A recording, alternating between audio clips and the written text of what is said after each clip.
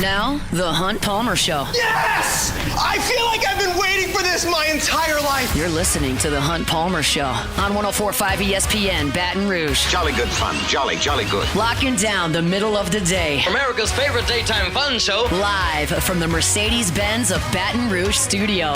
This is Hunt Palmer.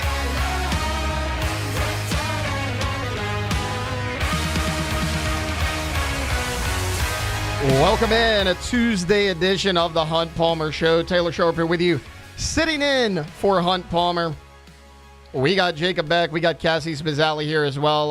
Hunt out being a father of two. He now has a pair of boys. Speaking of, Cassie, I found something out this morning. What's that? Jacob Beck's a twin. I did not know this. You didn't know that? I found this out this morning. What? Oh, yeah. What did T-Bob tell you? T-Bob had a picture that he took of you. Okay.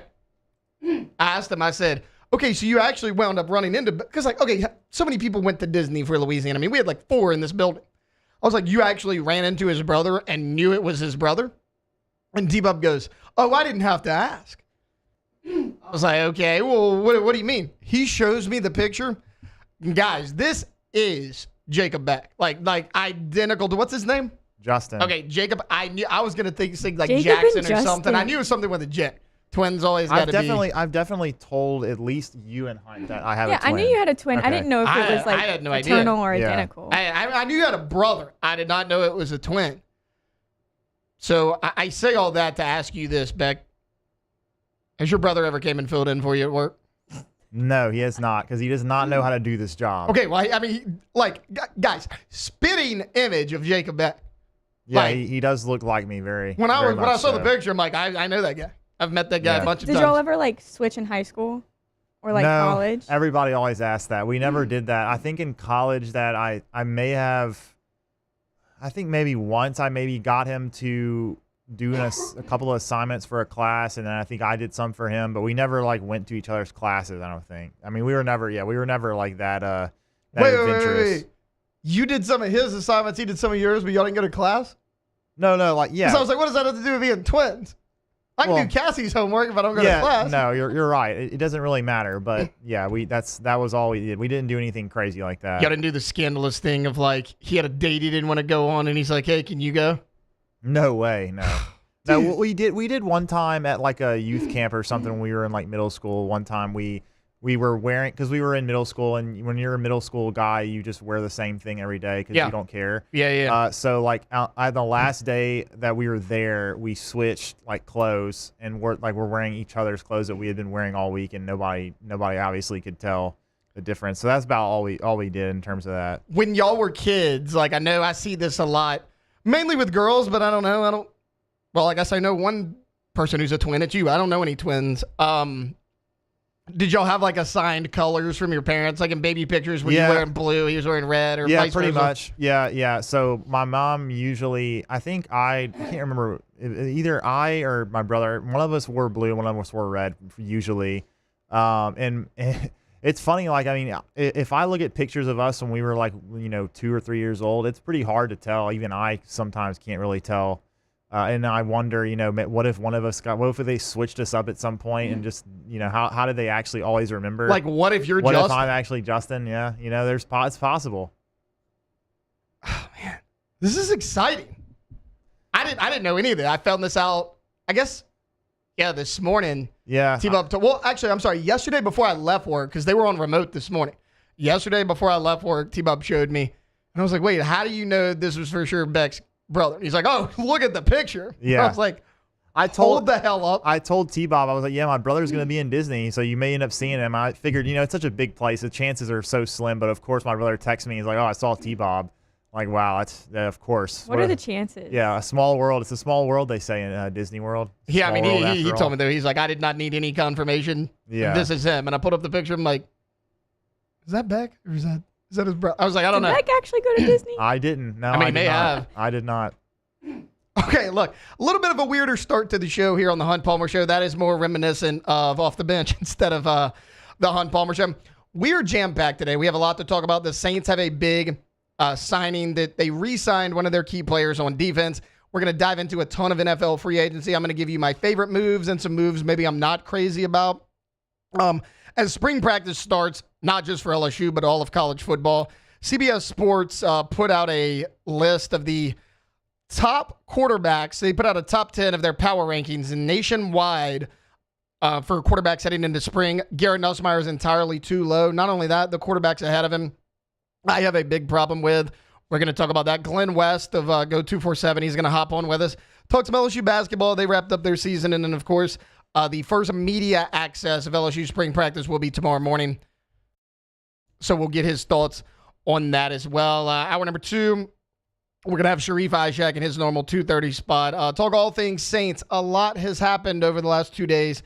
If you haven't been paying attention, and then, of course, we're going to close this thing out like we do every day with a little bit of Ask the Bench. All right, it's a jam-packed Ask the bench. Take it or leave it. Dude, every single day. Oh, man. Well, maybe tomorrow you'll have the kinks worked out. Maybe. We're going to say, this was my life the entire week last it week. was. So we're going to, look, take it or leave it. We're closing out. Doesn't matter. We're closing out the show at some point. Look, let's get this thing started like we do every day. It's time for Hunt's Opening Drive, presented by Genesis of Baton Rouge.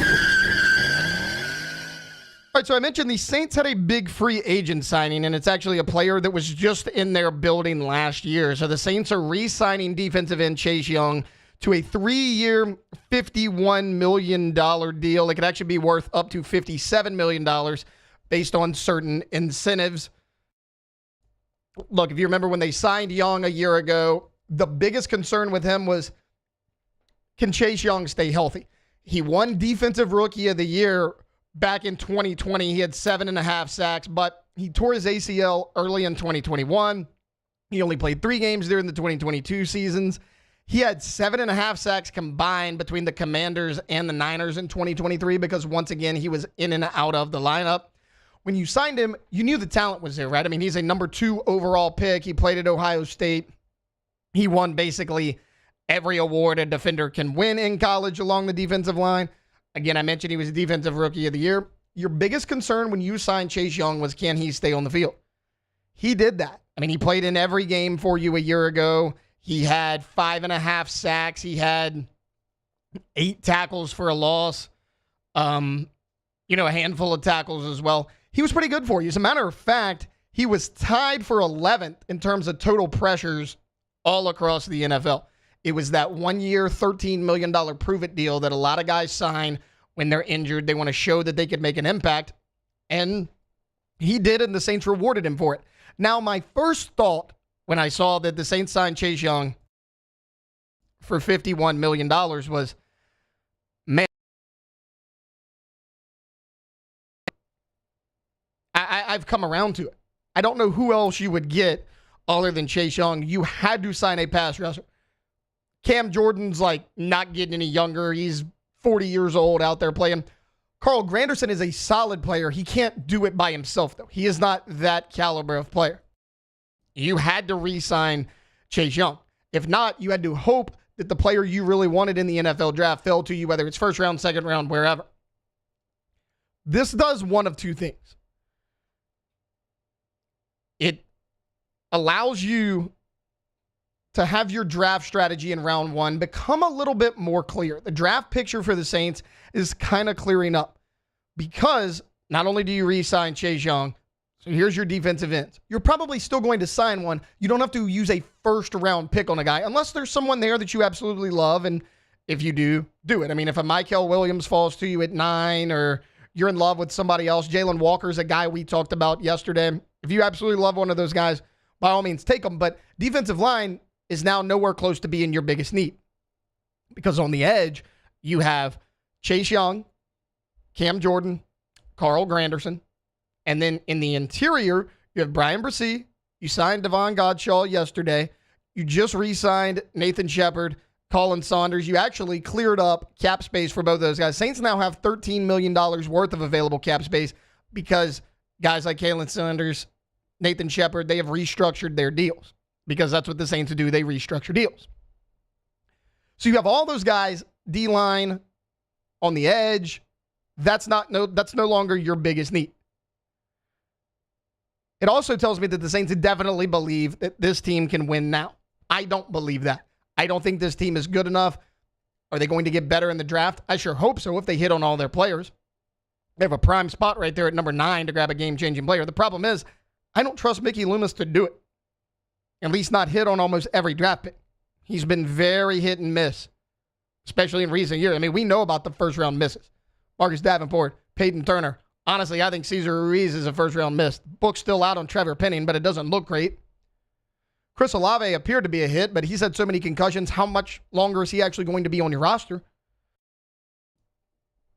But it's no longer your biggest need. It is a need. It is not your biggest need. You're paper thin at corner. We talked about that yesterday. You basically have one proven safety on your roster. Jordan Howden's he's been up and down. So outside of Tyrann Mathieu, you don't really have anything there. You still need pass catchers.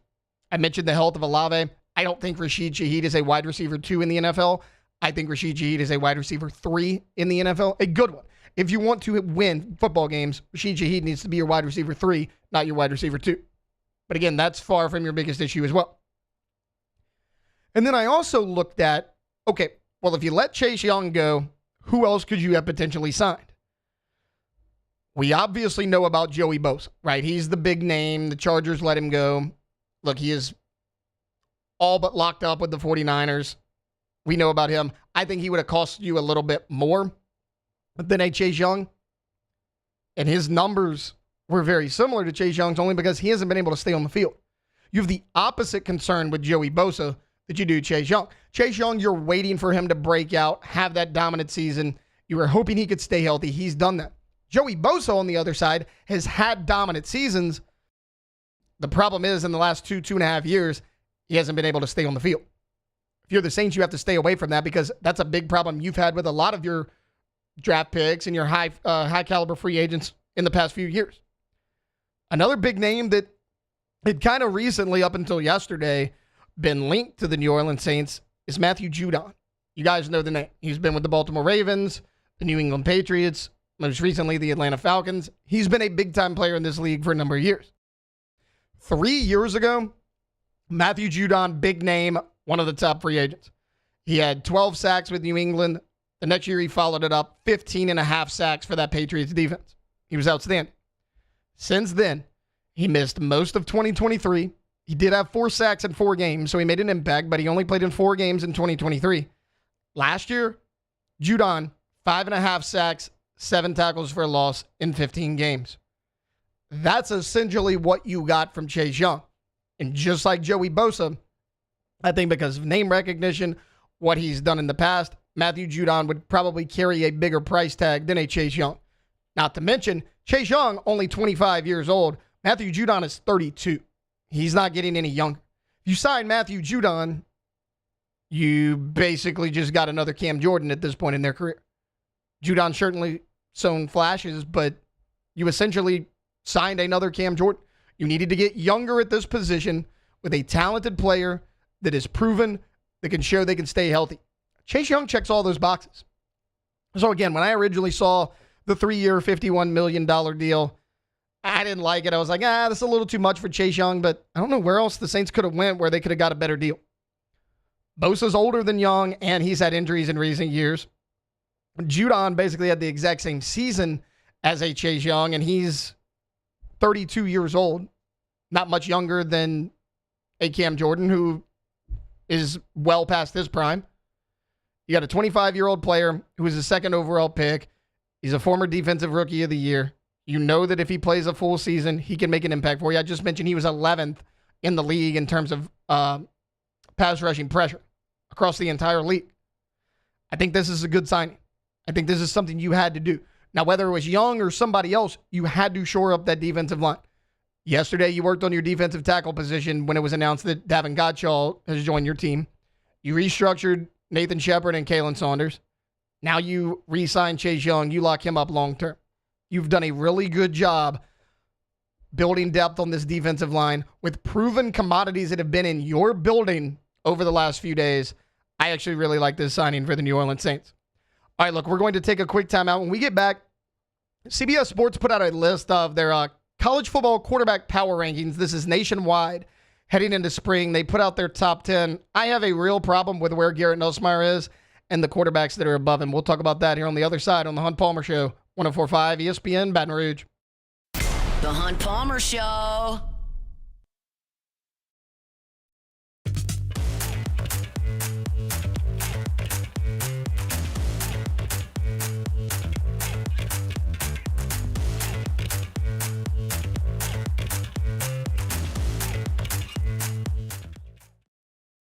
The Windsor Senior Living Community in Mandeville, Louisiana is a beautiful, vibrant apartment community geared toward seniors. They are nestled right in the heart of Mandeville, where seniors live a more carefree lifestyle in spacious apartments with the peace of mind that comes from having a little extra help. Call the Windsor at 985-624-8040 to schedule a lunch and tour. Come see how the Windsor can be your passport to peace of mind.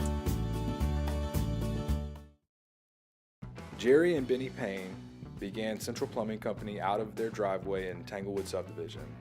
50 years later and 4 generations down the road, we continue to serve Baton Rouge and the surrounding areas for all of their plumbing needs. Residential, commercial, industrial, or hospitality, Central Plumbing is here 24/7, 365. We want to thank our customers, family, and friends for 50 years of success. And looking forward to 50 more. At Ochsner, we know healing is a team sport.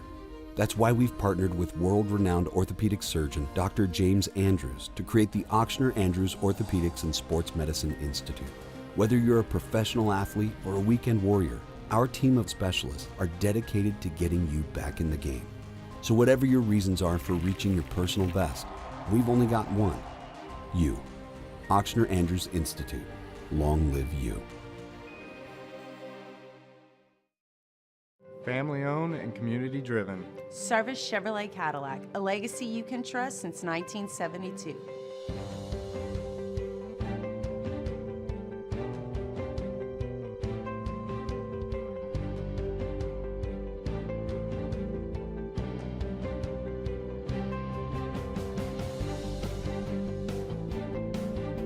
Service Chevrolet Cadillac, our family serving your family. For over 50 years.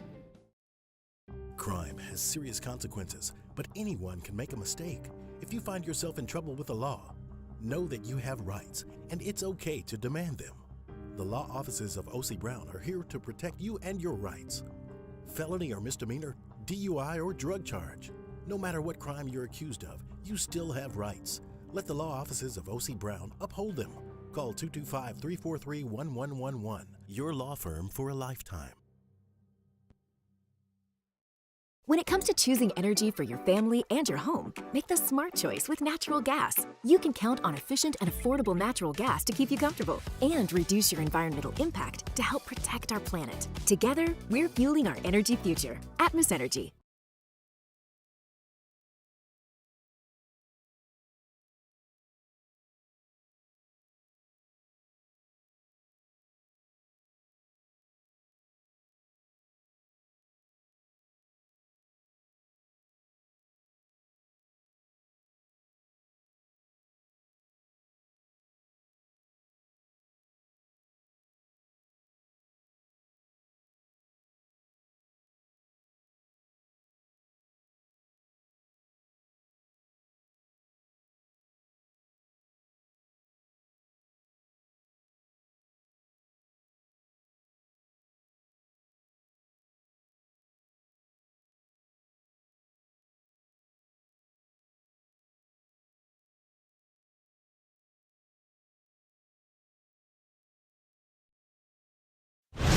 You're listening to The Hunt Palmer Show on 104.5 ESPN, Baton Rouge.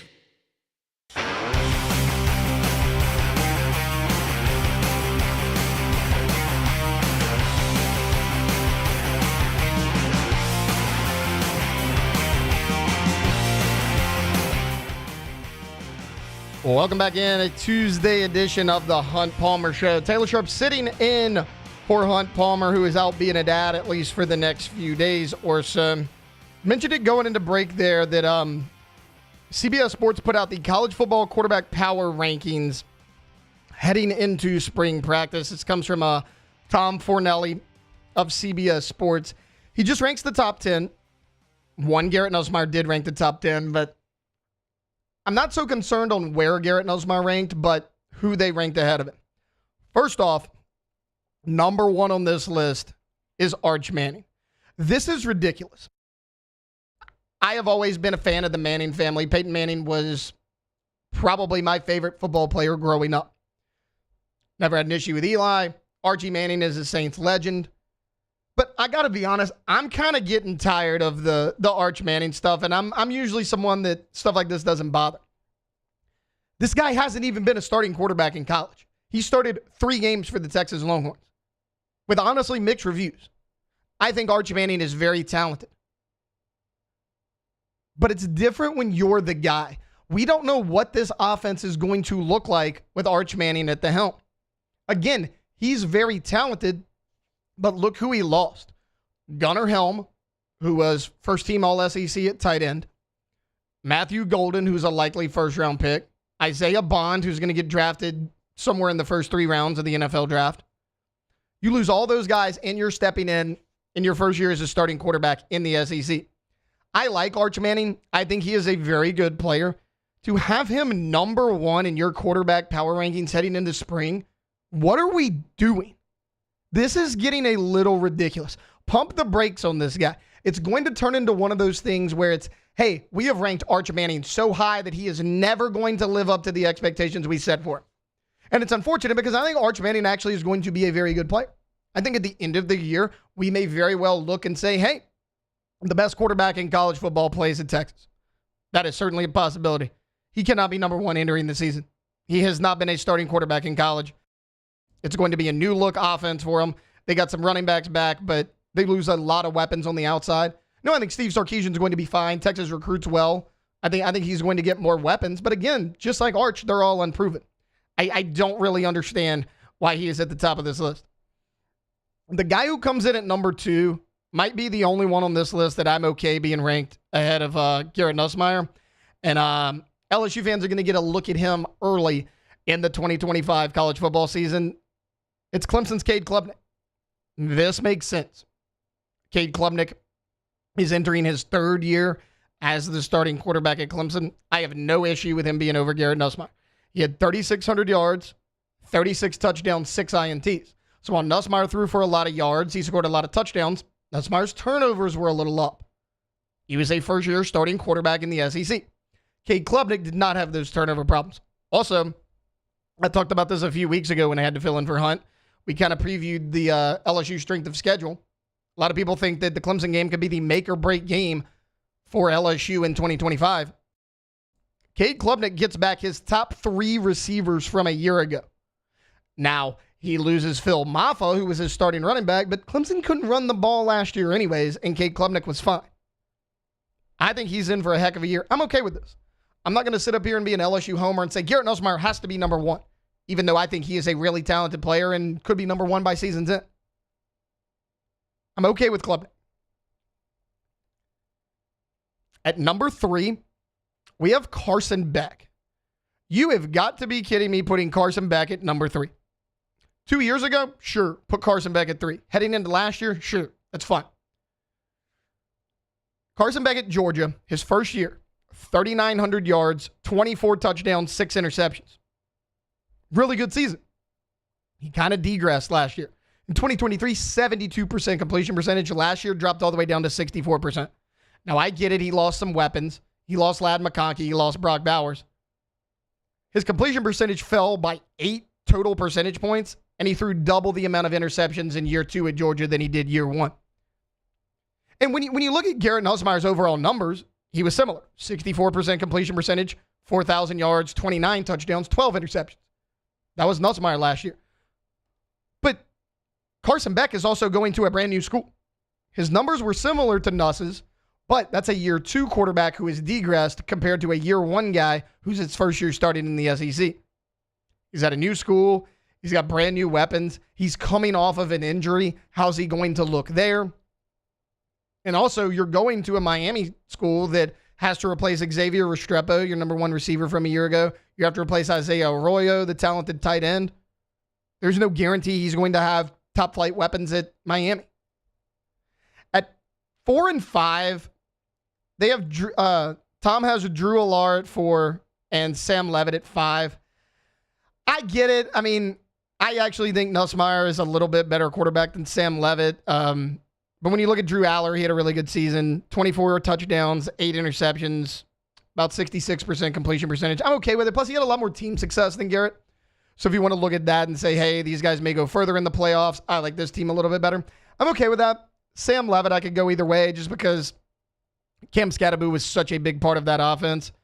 Also, he only completed 61% of his passes. Garrett Nussmeier's almost at 65%. But he did have 24 touchdowns. He had 6 interceptions. We know Levitt can run a little bit. I can give or take those. Those I'm not as mad about as I am an Arch Manning or a Carson Beck. As far as Garrett Nussmeier goes, they have Garrett Nussmeier at 6. And again, Tom Fornelli at CBS Sports put out this. He says, I'll never stop being enamored with the cannon that Garrett Nussmeier has, nor should you, considering that the throws you see him make at times. I don't think I need to worry about that as far as arm strength. It's clear that he loves to show it off, and it's one of the things he loves about Nussmeier. He said, however, it is better for Nussmeier's draft stock and LSU's ability to compete in the SEC if you harness that a little, if you pull back on it, and maybe not be quite as aggressive. Essentially, Tom said all that to just say, hey, Garrett, cut down on the turnover numbers. I think he will. I think Garrett will cut down on the turnover numbers. And you got to understand, Nussmeier's offensive line was not good at run blocking. Your running game was inconsistent. While Caden Durham gave it a huge jump, Garrett almost kind of did have to do it all on his own.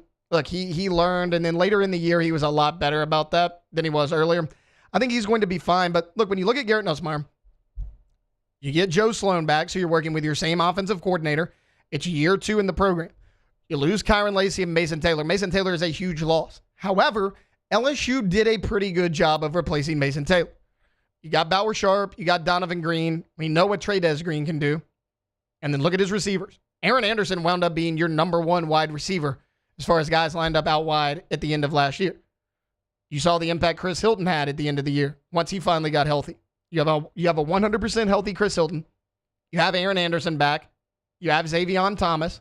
And then you add Nick Anderson, who's 6'5", and you had Barian Brown, who's one of the fastest players in the SEC. Garrett Nussmeier has better weapons than he had a year ago. I think his running game is going to be better than it was a year ago. He has the experience and the growing pains that comes with year 1 as a starting quarterback in the SEC. The biggest concern right now for Garrett Nussmeier is his offensive line.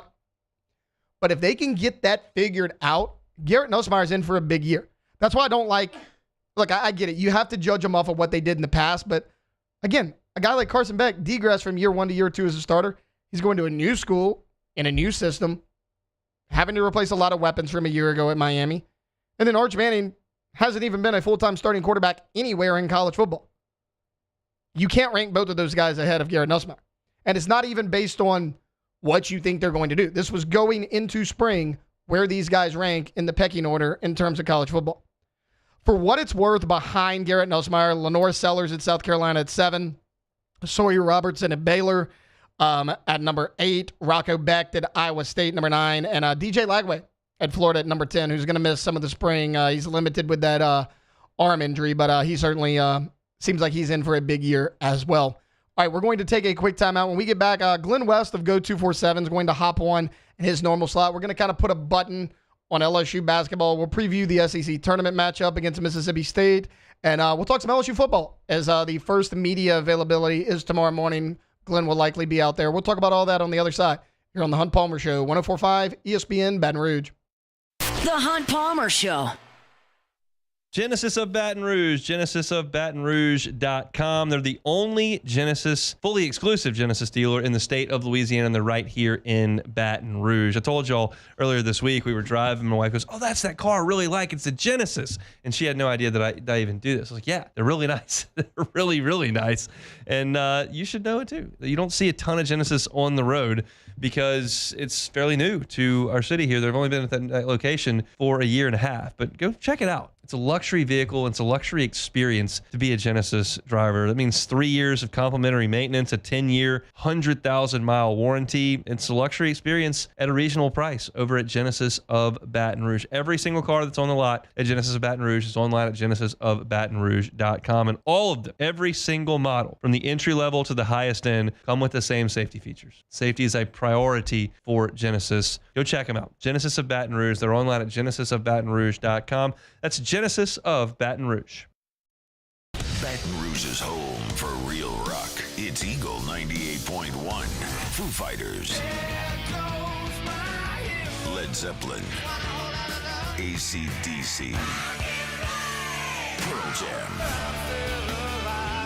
And the flagship home for LSU sports. Take us anywhere with the Eagle 98.1 app. Eagle 98.1 is the rock station.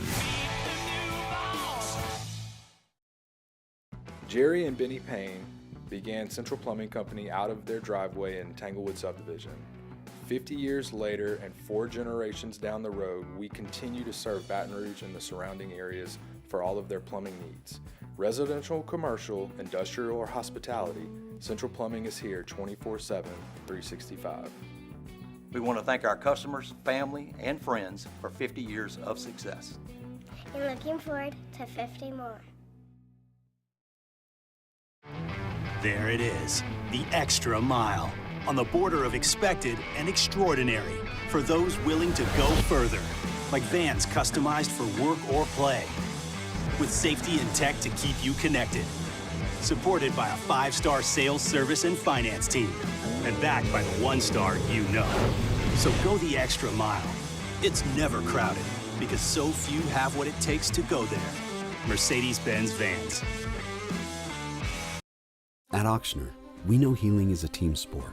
That's why we've partnered with world-renowned orthopedic surgeon Dr. James Andrews to create the Auctioner Andrews Orthopedics and Sports Medicine Institute. Whether you're a professional athlete or a weekend warrior, our team of specialists are dedicated to getting you back in the game. So whatever your reasons are for reaching your personal best, we've only got one: you. Auctioner Andrews Institute. Long live you.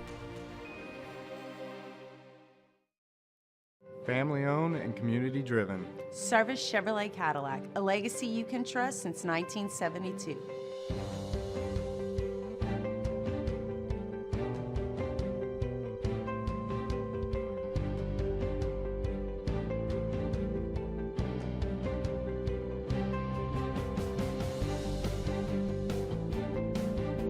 Service Chevrolet Cadillac, our family serving your family. For over 50 years. Crime has serious consequences, but anyone can make a mistake. If you find yourself in trouble with the law, know that you have rights, and it's okay to demand them. The law offices of O.C. Brown are here to protect you and your rights. Felony or misdemeanor, DUI or drug charge. No matter what crime you're accused of, you still have rights. Let the law offices of O.C. Brown uphold them. Call 225-343-1111. This is the Hunt Palmer Show on 104.5 ESPN, Baton Rouge.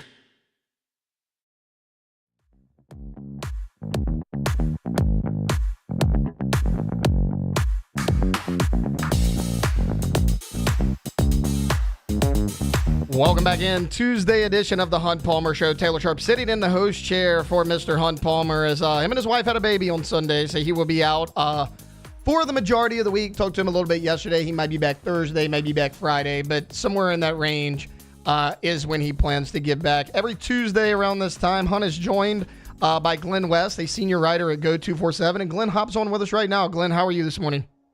Doing great. Thanks for having me on. Yeah, absolutely. Glenn, I want to start a little bit with LSU basketball. They wrapped up their regular season on Saturday against a Texas A&M team. They wound up losing by 14. They were up by 2 at halftime and then just kind of collapsed in the second half.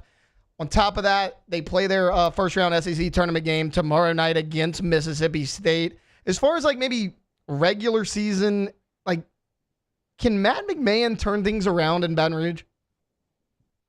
It's a very loaded question because we Yeah. haven't been able to see it yet through 3 seasons. I mean, they had the sign of progress last year with the 9-9, 500 conference play record. They I think over exceeded expectations last year to some degree with the roster they had, and then this year there was a number of things working against them, and certainly injuries played a factor, and not having Jalen Reed most of the year. I mean, Tyrell Ward left the program before the season even started. Those were two huge pieces to the previous couple teams. So you're starting behind the eight ball there, and you could just see though this team didn't have the size or kind of the makeup to keep up with a lot of these SEC teams this year. And I think you bring up the last A&M game. It was a perfect blend of maybe what's gone wrong with this team. They haven't been able to shoot the ball well in the second half here recently. I believe they started the second half of that game 1 for 15 from the field, and it's not like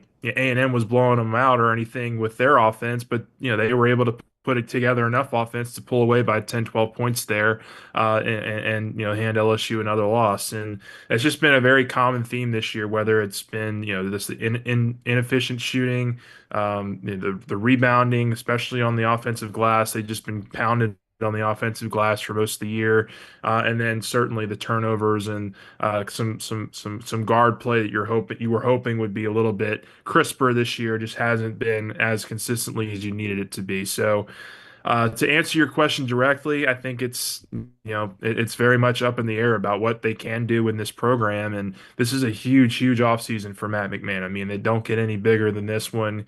I would imagine he's on some rocky ground here going into the next year, and hopefully the amount of resources that LSU's expecting to pour into the program this year can help and reflect a roster that's a little bit more competitive this time next year. Glenn, what kind of shot do you give them in their round one SEC game against Mississippi State? I give them a shot. I mean, they were competitive with Mississippi State about a week and change ago. I mean, they were hanging with them for about 25 minutes of that contest, but very much like the rest of conference play, Mississippi State was able to, lock down defensively and get at LSU's guards a little bit and force some turnovers, force, LSU into some shots that maybe were, more healthy for Mississippi State. And then they were able to convert on the other end and pull away a little bit there in the second half. So it's going to be very interesting matchup. I mean, they don't, LSU does not match up well with Mississippi State and their size and everything like that. So certainly they're going to go into this game not favored to win it. I mean, State's going to be a tournament team this year probably, and they're going to have every ounce to kind of pour into this game to make sure that they can kind of secure a seed here in the NCAA tournament. So they're going to get their best shot, and LSU's just got to be able to match their intensity, and hopefully they can get a little bit healthy. That's the other thing here. They've been without Corey Chess and Victorious Miller for the last week or two. Getting those two guys back just to kind of help with the depth and spread out some of those minutes, I think would be extremely helpful for LSU in this game. Glenn, shifting to something that fans are a lot more excited about. Spring practice opened up on Saturday for your LSU Tigers football team. Media's first viewing will be tomorrow morning. Look, when they allow everyone to go out there, like what's something you're looking forward to seeing the most for this football team? Yeah, we only get 20 minutes tomorrow, Yeah. so we're gonna have to be pretty selective about what we want to see. But I think for me, the first thing I'm going to do is walk over and see how Kyle Williams is, teaching the defensive linemen, that interior D line. I think that's going to be a major storyline this spring. It's just how much those guys are able to evolve and develop under him this offseason. And so just getting a feel for what he's like as a coach, how he's instructing those players out there, I think will be really interesting to see. And then, kind of sticking with the defensive side of the ball, I'm definitely going to be watching the secondary. I mean, they poured a ton of resources into this, cornerback and safety room to a lesser degree this offseason, to try to get this thing, not only competitive, but a strength of their defense, which is what LSU prided itself on there from 2007 till about 2019 there, when they were winning all those championships and making those deep runs. So they got to get back to a point where the secondary is a strength, and they, I think, have some really nice pieces at cornerback, and I think development wise at safety is going to be really important for that group. So those are probably the two position groups I'll be looking at most closely tomorrow, and then certainly spreading it out to the other positions as we kind of move along through spring practice.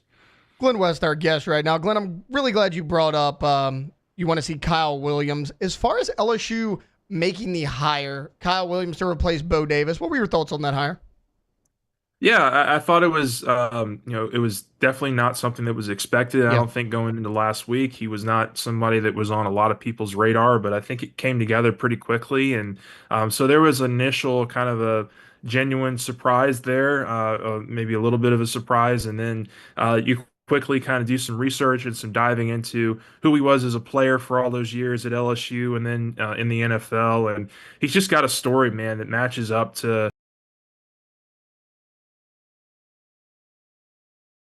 is so much different than playing younger players is going to be 4 or 5 years trying to, I think, learn that aspect of it a little at time. So I'll be very interested to see what he have to be one of and was able to take some certainly, being on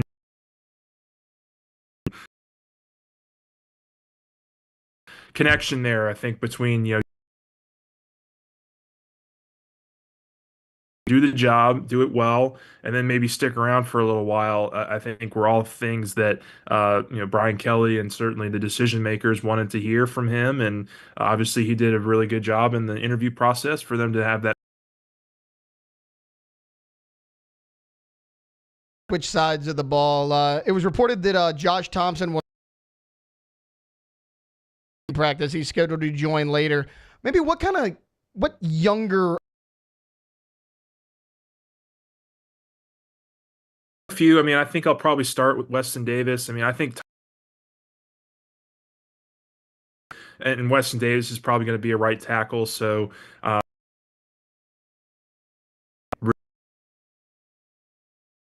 so many spots bracket maybe being the right tackle, and as you highly touted guys on the interior and Solomon Thomas and Kerry to really watch closely for those spots. Certainly you can't Banga, two guys that have a lot of experiences, and so I would say those are the two that probably get the initial crack at being the interior guys. But Thompson will be back here. I think he'll get a good 7 or 8 practices in with the team. So he's a veteran guy, and I'm sure he'll be able to adjust pretty quickly there. So, but those are a few guys that come to mind out that you could see play guard and maybe a little bit of center as well. So they have some options on the than their tackle depth right now, just because of some of the known commodities that are on the interior that you've seen a little bit. So just getting those guys in there and well adjusted are going to be really important for Brad Davis to kind of hash out this spring. Reports were that Braylon Moore, the Virginia Tech transfer, was going to get the first crack at center. I mean, and DJ Chester was going to get pushed down to guard. What are your thoughts on Chester as a guard? I think it's a natural fit for him. I mean, look, anytime you're asking a second-year player who's never really played the position or hadn't played the position at that level to kind of go in there and start 13 games, there was going to be some growing pains. And Chester certainly had some struggles last year at center. And so, at guard, you don't have quite as many responsibilities in terms of getting the guys lined up and calling out protections, that sort of thing, snapping the ball. I mean, as simple as it sounds, just me saying it, I mean, that's something that takes some time if you're an offensive lineman. So, I think it's going to be something where Chester maybe can thrive at guard. I mean, he's got the size, he's got the athleticism, he's got the physical traits to really be a really solid offensive lineman. And, hopefully he's used last year's experience to good and put it to good use, and will be somebody that absolutely can play on that interior, because I do think maybe the best possible interior lineup that LSU could have would be DJ Chester at one of those guard spots, Josh Thompson at the other, and then Braylon Moore kind of there in the middle, anchoring at center. Those are your most experienced players, and I think would make a lot of sense for LSU if those three are able to kind of obtain those three spots. Glenn, before I get you out of here, look, a lot of people are saying, okay, well, it's offensive line that I'm watching, it's safety that I'm watching. In your opinion, going into spring, biggest question mark for this LSU football team is what?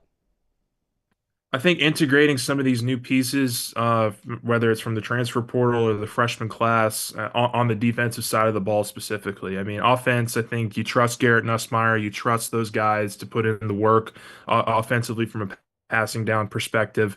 And I think there's just going to be so much more turnover defensively than there will be offensively for this team. And, whether it's the edge rushers and Patrick Payton and Jack Pyburn and Jamari Butler, or, you look at the safety group with Marcus Cooley or Mansur Delane. Does he play some safety this spring? And do they kind of do a little bit of, kind of mixing and matching there with him at cornerback? And, Jakeem Jackson's somebody that, if you've been on social media, had a big pick on day one of spring practice. So, just integrating all these new defensive pieces are going to be really important for LSU, just to kind of get a feel for what these guys' best positions are and how they can maybe influence the thinking going into the summer and how they want to, structure this thing in the fall. So I would say that's going to be the number one thing for me that's going to be really important for LSU to start finding some answers to, I guess, over the next several weeks.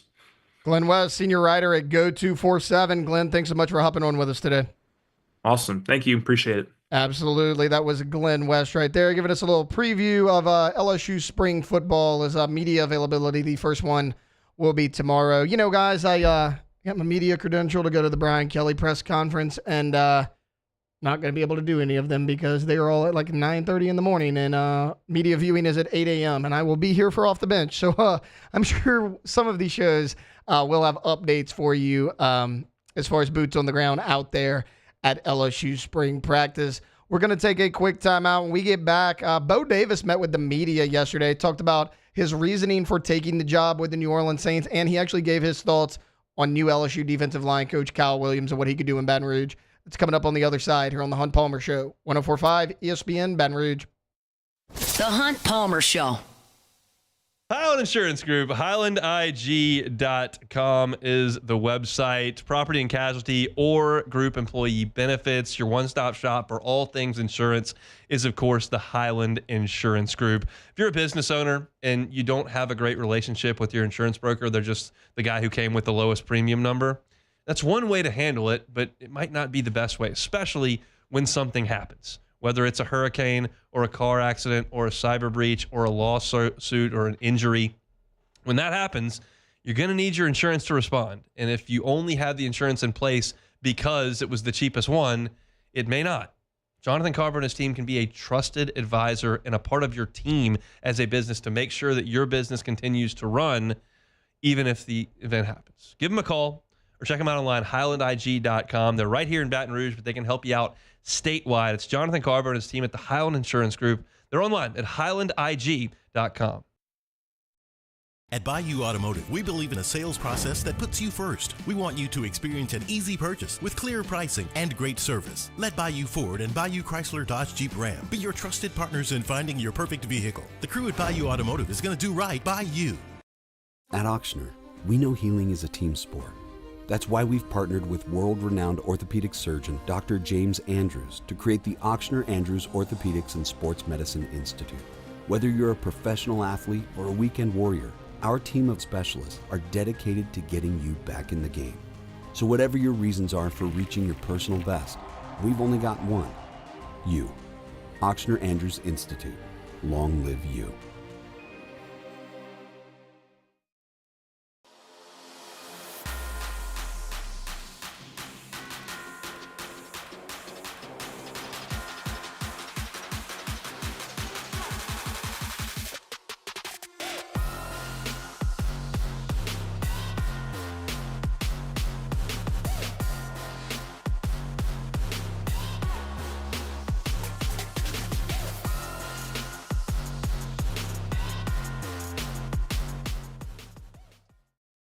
At Bayou Automotive, we believe in a sales process that puts you first. We want you to experience an easy purchase with clear pricing and great service. Let Bayou Ford and Bayou Chrysler Dodge Jeep Ram be your trusted partners in finding your perfect vehicle. The crew at Bayou Automotive is going to do right by you.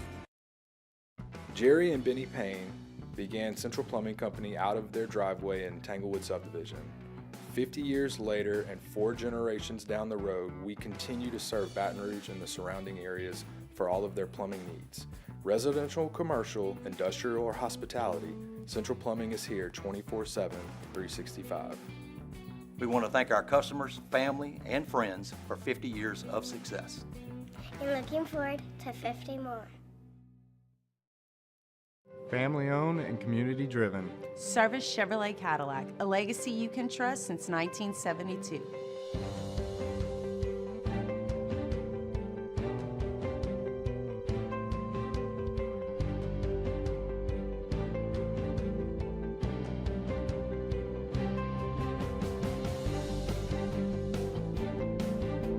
Service Chevrolet Cadillac, our family serving your family. For over 50 years. Crime has serious consequences, but anyone can make a mistake. If you find yourself in trouble with the law, know that you have rights, and it's okay to demand them. The law offices of O.C. Brown are here to protect you and your rights. Felony or misdemeanor, DUI or drug charge. No matter what crime you're accused of, you still have rights. Let the law offices of O.C. Brown uphold them. Call 225-343. You're listening to The Hunt Palmer Show on 104.5 ESPN, Baton Rouge.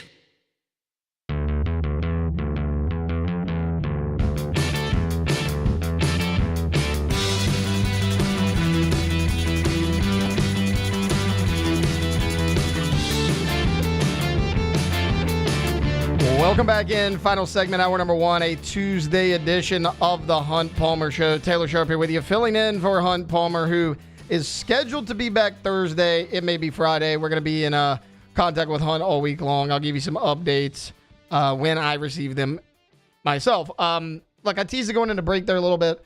Bo Davis, who just recently signed with the New Orleans Saints to be their defensive line coach, leaving LSU where he held the same position, spoke yesterday with the media about his decision to leave the LSU Tigers. He said, look, it was an opportunity that presented itself, and I think it was a good opportunity for me and my family. I will always love LSU. Look, obviously, Davis is an alum of LSU. He played here years ago. He had been on the staff in a smaller capacity a while back, and then, of course, the D-line coach last year. A lot of people have speculated, hey, does Bo Davis, is he not in with the NIL game and the transfer portal game? That's all speculation. Bo Davis has never publicly came out and said that. But look, he's staying in the state of Louisiana nonetheless. He was actually asked, though, about Kyle Williams, who was replacing him as LSU's defensive line coach. He said, I think they're getting a good person and a very good coach. I think it's going to be tremendous for him and the knowledge that he brings from the game to these young men. I think he's going to do an unbelievable job. We mentioned last week when when Kyle Williams was hired in place of Bo Davis that he actually worked with Ahmad Bro at Ralston High School, where Kyle Williams has worked since 2020. Look, can you develop Dominic McKinley? Ahmad Bro looked really good as a freshman. What's he going to look like with another year in this program? Now, you have Jacoby and Guillory, who, poor guy, first off, can't stay healthy. Secondly, this is his 4th D-line coach in the last 4 years. Like, Brian Kelly has had a different defensive line coach every year he has been in Baton Rouge, but I'm not so much as worried about Jacoby and Guillory. He's been here in this program. He's at least been under Brian Kelly for 4 years now, so I'm not that worried about Jacoby and Guillory at this point. I want to make sure you can develop and hold on to a Dominic McKinley and Ahmad Bro. They were big pieces for you a year ago, especially in Ahmad Bro. I mean, he had to gain 40 pounds before he got comfortable playing that defensive tackle spot. If you remember when Ahmad Bro signed, he was only about 245, 250 pounds. They got him all the way up to around 285, 290. I mean, he had to put on 40 pounds just to play inside. He played on the edge most of the time in high school. I mean, that's all he did most of his life. And for him to make the impact he did as a freshman, playing a new position, playing with all that added weight, it certainly gave you hope and optimism if you're an LSU fan. And as far as Dominic McKinley, there's just not guys walking in your building that are 6'6", 315 every single day. Now, you do have a lot more meat on the bones than you had last year. You basically had Jacoby and Guillory, and then once he went down, you had a really, really young Dominic McKinley, JVR Suggs, who hovered around 300 pounds, Gio Paez, about the same size. That was it. Now you have Dominic McKinley, who's a year older. I mentioned 6'6", 315 pounds. You signed Zion Williams. He is 6'4", 330 pounds. Sydir Mitchell comes in from Texas. He's the transfer. He's over 330 pounds. He's 6'5". Brandon Brown comes in. He's at 291. Can he put on a little bit of weight? Walter Mathis is about 285, 290 right now. Can you play him inside? Can you play him outside? He's got a little bit of versatility. The depth is there on this defensive line. It's just up to Kyle Williams to develop that depth. Now, we talked about it. Kyle Williams has never been a college coach in any capacity. But if there's somebody out there that can teach the defensive line position from a technical standpoint, I got to believe that it's Kyle Williams. A guy that played 13 years in the NFL. It was a team captain for the Buffalo Bills, who had one of the best defenses in the NFL. He is a multiple-time Pro Bowler in the NFL. So while Kyle Williams doesn't have the skins on the wall in terms of on-field coaching, in terms of being a recruiter, if you need somebody to teach technique, to tap into all the raw potential of a Dominic McKinley, of an Ahmad Bro, of these multiple transfers and early enrollees as freshmen that I just mentioned, I don't see why Kyle Williams can't be that guy for you. All right, look, coming up in hour number 2, there has been a lot of free agency news The Hunt Palmer coming out Show. the NFL. And we're going to get to that when we get back. We're also going to have Sharif Ishak from WDSU, and we're going to close things out with Take It or Leave It. That's coming up in hour number 2 of the Hunt Palmer Show. Stay tuned. We got Sports Center at the top of the hour as well. That's all coming up here on 104.5 ESPN Baton Rouge. Audio Video Security Solutions, AVSSLA.com is the website. Mitchell Fisher and his local team are fantastic to work with, and they do a number of things. I talk to you about security systems all the time. They handled ours. If you're looking to get a security system at your business or at your home that's complete with all the cameras, the apps, everything that's got you set up at the top of a button, they can do that for you. They can also help you out with your outdoor entertainment space. If this is the time of year where you love to get out back when it's a little bit cooler, light the fire, listen to some tunes, or watch TV in the outdoor area, Mitchell Fisher and his team at Audio Video Security Solutions can help you out with all of that. They can supply the television. They can supply all of the equipment. Their install at the Palmer House was just painless and easy, and the customer service afterward has been great. They can do simple things like I talked about mounting the television. They can also do complex things as well. So give them a call or just check them out online, avssla.com. It's Audio Video Security Solutions. At Bayou Automotive, we believe in a sales process that puts you first. We want you to experience an easy purchase with clear pricing and great service. Let Bayou Ford and Bayou Chrysler Dodge Jeep Ram be your trusted partners in finding your perfect vehicle. The crew at Bayou Automotive is going to do right by you. Parrish Construction and Roofing. This is Coach Kim Mulkey. Go to parrishbuilt.com for all of your roofing needs. From your hometown, parrishbuilt.com.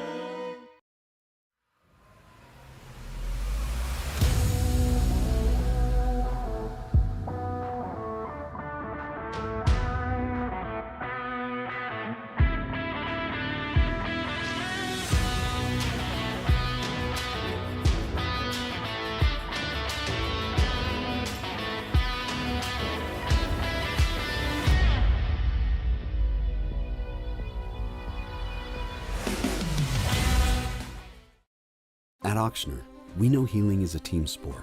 That's why we've partnered with world-renowned orthopedic surgeon Dr. James Andrews to create the Ochsner Andrews Orthopedics and Sports Medicine Institute. Whether you're a professional athlete or a weekend warrior, our team of specialists are dedicated to getting you back in the game. So whatever your reasons are for reaching your personal best, we've only got one: you. Ochsner Andrews Institute. Long live you. Jerry and Benny Payne began Central Plumbing Company out of their driveway in Tanglewood subdivision.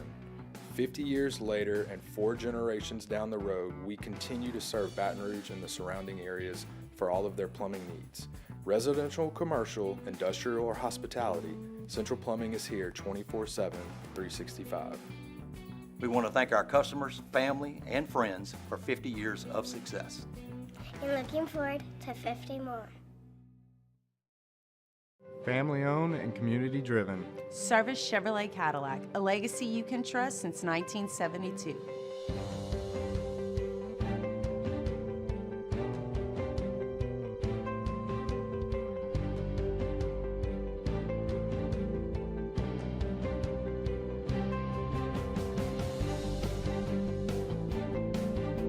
Service Chevrolet Cadillac, our family serving your family. For over 50 years.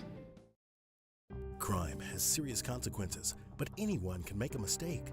If you find yourself in trouble with the law, know that you have rights, and it's okay to demand them. The law offices of O.C. Brown are here to protect you and your rights. Felony or misdemeanor, DUI or drug charge. No matter what crime you're accused of, you still have rights. Let the law offices of O.C. Brown uphold them. Call. I'm Doug Brown. ESPN's Adam Schefter says quarterback Daniel Jones is finalizing a one-year deal with the Colts worth $14 million. Jones preparing to leave the Vikings. If that deal gets done, that leaves Aaron Rodgers at the top of the available quarterbacks list. Would he be a better fit with the Steelers or the Giants? ESPN's Bill Barnwell. I could see the fit more with the Steelers just because they are a more competitive team. They are trying to make a deeper playoff run. They are a team that really relies on protecting the football, and that's kind of the one thing Aaron Rodgers still does well. Bill Barnwell on Clinton and Friends. ESPN's Jeremy Fowler reports the Cowboys will re-sign return man Cavante Turpin to a 3-year, $18 million deal. He led the NFL in kick return average last year.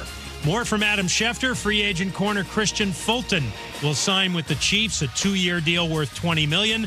The ACC men's basketball tournament is underway in Charlotte today. Our ESPN radio coverage starts tomorrow at 6:30 Eastern. Hey, it's your resident Super Bowl champ, Chris Candy. Coming up Wednesday, we'll look ahead to a possible NBA Finals matchup, and I'll tell you why I'm not worried about my Lakers and LeBron. It's Unsportsmanlike, 6 a.m. Eastern, right here on ESPN Radio, ESPN2, and ESPN News.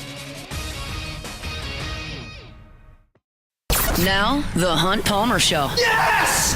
I feel like I've been waiting for this my entire life. You're listening to the Hunt Palmer Show on 104.5 ESPN Baton Rouge. Jolly good fun. Jolly good. Locking down the middle of the day. America's favorite daytime fun show. Live from the Mercedes-Benz of Baton Rouge studio. This is Hunt Palmer.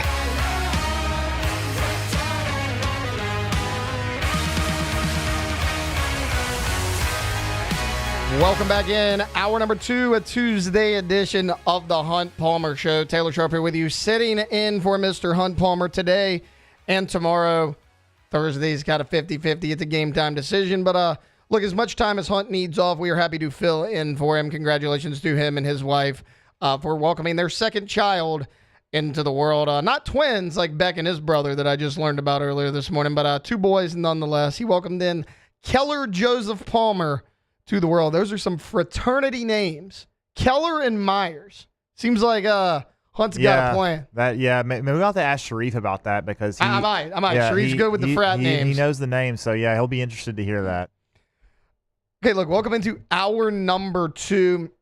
A lot happened in NFL free agency, mainly yesterday. I mean, just seemed like every 5 to 10 minutes, something was popping off. Over the weekend, you heard a number of reports. On Friday afternoon, Geno Smith was traded from the Seahawks to the Raiders for a couple picks. We'll get into all of that. Beck, what I want to do is there's about 4 or 5 signings that I want to bring up, and I want to get your thoughts on them, just base level, whether you like them or not. The Seattle Seahawks have signed Sam Darnold to a $100.5 million deal. $55 million of it is guaranteed. Do you think this is a good deal? Yes or no? No, I think it's an average deal because I don't really think that they're going to be getting.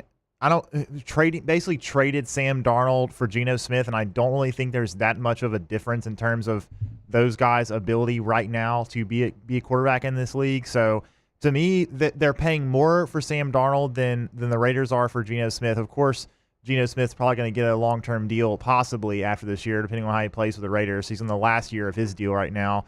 But at the same time, I just don't think that either way that they've really upgraded. So to me, it's just kind of a non-starter. I actually agree with you. They had to do this because they traded Geno Smith. But here's the thing. 3 years, $100.5 million deal. That's almost $34 million per year. Geno Smith, if you would have let him play through this year, would have made $31 million. I think Geno Smith, as far as proven-wise, as far as a pro who I know is going to be able to get the job done, I trust Geno Smith a lot more than Sam Darnold.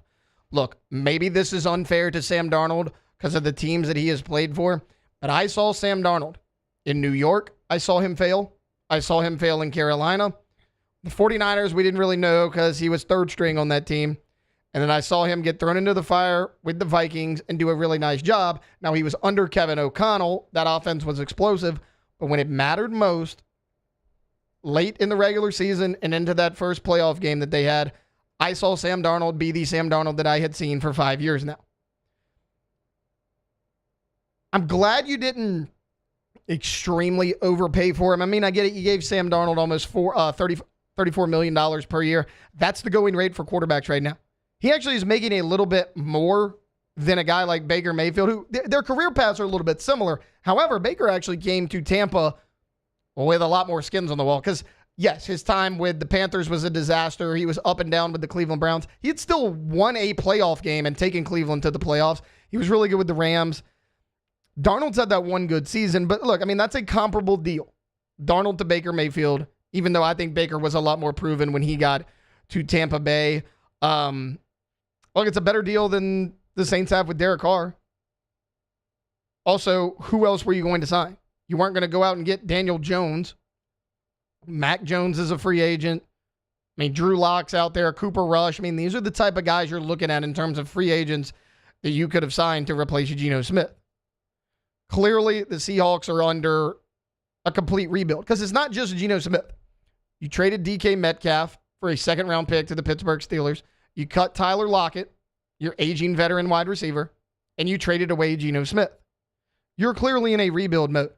Now, while there's a chance Sam Darnold does well in Seattle, outside of Jackson Smith and Jigba, I don't really know what weapon Sam Darnold's going to have.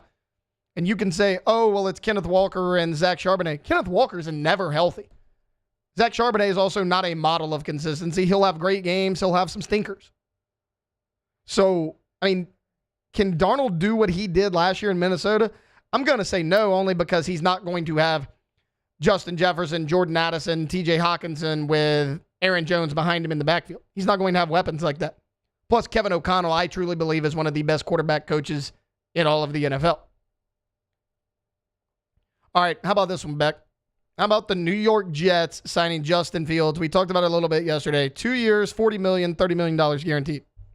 Yeah, I think I said yesterday, it's, you know, for the Jets, it's a chance to obviously move on from Aaron Rodgers, get a lot younger at quarterback, and a guy in Justin Fields who has not put it together, obviously, at this point in his career, but still young, still has talent, still has ability. We've seen flashes from him. Of course, he has had issues with turnovers, but I think it's a good signing for the Jets. You might as well take a chance on him.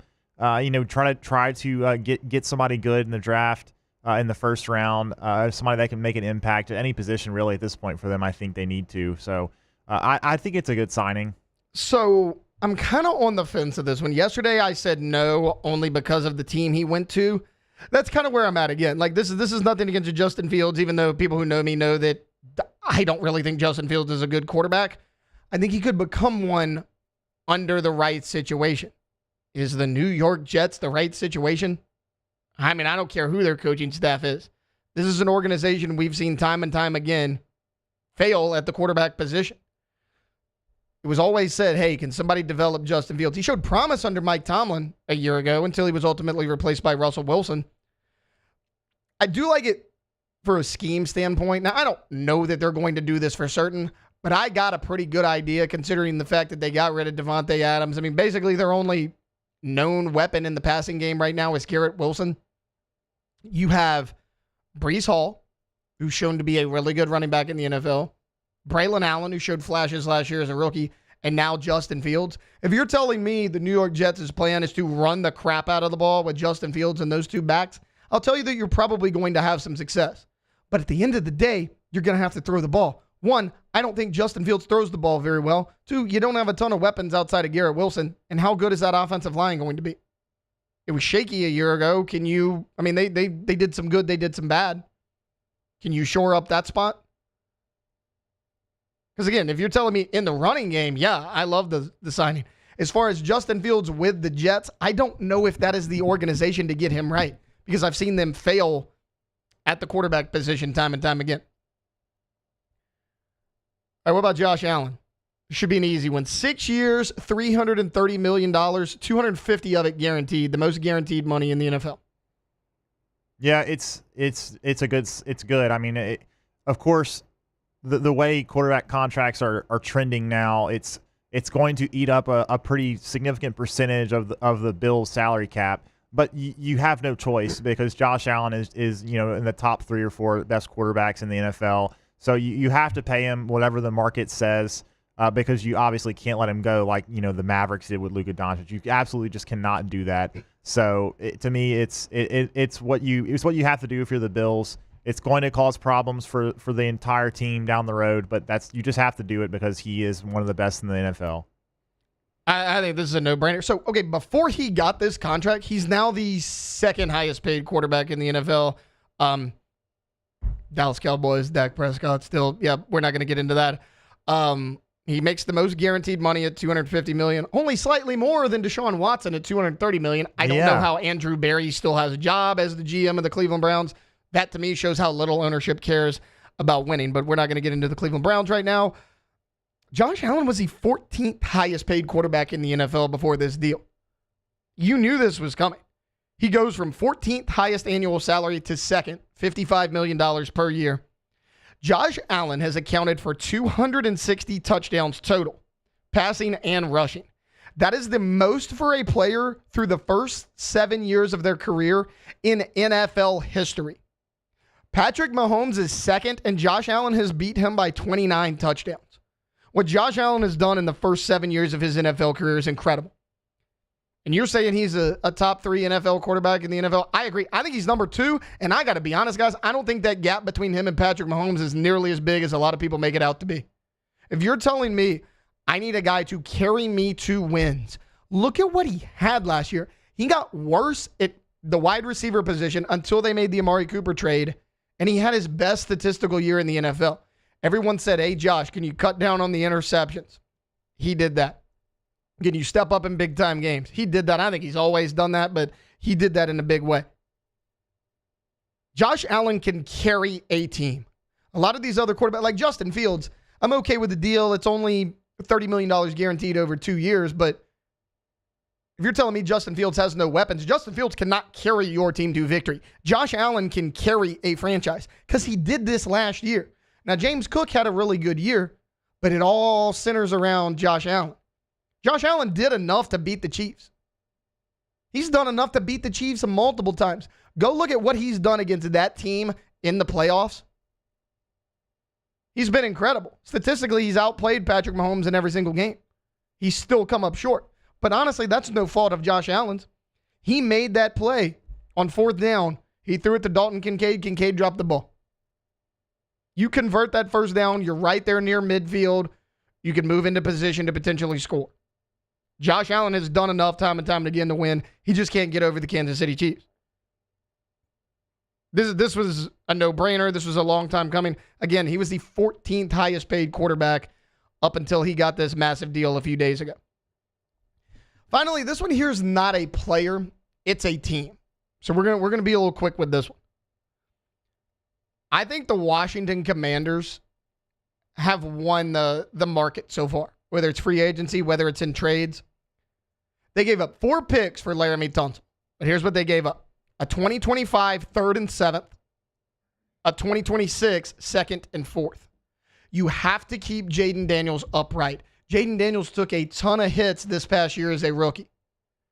He's a mobile quarterback. We know he's going to take hits. You have to limit that in any way possible. You go get a very solid left tackle who's been a really good player for a number of years. Now, we'll say he has given up 9 sacks for the Texans in the last 2 years. That's a little bit down from what he did in his heyday in Miami, but Laramie Tunsil's still a really good player. And the most you gave up pick-wise was a 2026 second-round pick, which, if you're Washington, it doesn't matter because you're in win-now mode. You're where the Saints think they are. You're in win-now mode. You have the young talent. Speaking of talent, you had to get better at wide receiver. Terry McLaurin is a really good player. He's been a number 1 quality wide receiver for 5 years now. And it showed. Jaden Daniels went to him a lot. It paid off. They made a lot of plays together. But outside of Terry McLaurin, here's what Jaden Daniels had to throw to. Olamide Zaccheaus, De'Ami Brown, Luke McCaffrey, and an aging Zach Ertz at tight end who they have re-signed. That's what he had. So what does Washington do? They go out and they give a 5th-round pick to the San Francisco 49ers for Deebo Samuel. I know a lot of people have a lot of different opinions of Deebo Samuel. I think Deebo's great. When Deebo's in shape and he's on the field and he's fully healthy, Deebo Samuel is a playmaker in this league. I get it. He's kind of dropped off the last few years. He's been a little out of shape. A lot of that's due to injury. If you can get Deebo Samuel fully healthy, 100%, then you have a game changer at receiver on the opposite side of a Terry McLaurin that teams can no longer key in on. Also, your running game in Washington outside of Jaden Daniels, it's okay. You have an aging Austin Eckler who's really boom or bust. That's kind of what Austin Eckler's been really the last 2 years of his career, but especially last year in Washington. And then you have Brian Robinson Jr., who is a solid, quality young back. That's all he's been so far. He has been a solid back. If you need Deebo Samuel to play running back, he can do it because he's done it numerous times in San Francisco. Whether McCaffrey went down with injury, Jordan Mason went down with injury, they've thrown Deebo Samuel in there. They did it once this year. We remember all the injuries the 49ers had this year. And Deebo Samuel was able to play running back at a pretty decent clip. Washington has proven they're willing to spend money and they're willing to make moves to win under Jaden Daniels. We talk about it all the time with young quarterbacks. Hey, you made it really far as a rookie. Can you get back? So far, the Cincinnati Bengals haven't done it for Joe Burrow because they've mismanaged their roster. Can Jaden Daniels' luck be a little bit different with the Washington Commanders under new ownership, under a new front office? It certainly seems like it. Because right now they gave up a 5th-round pick for Deebo.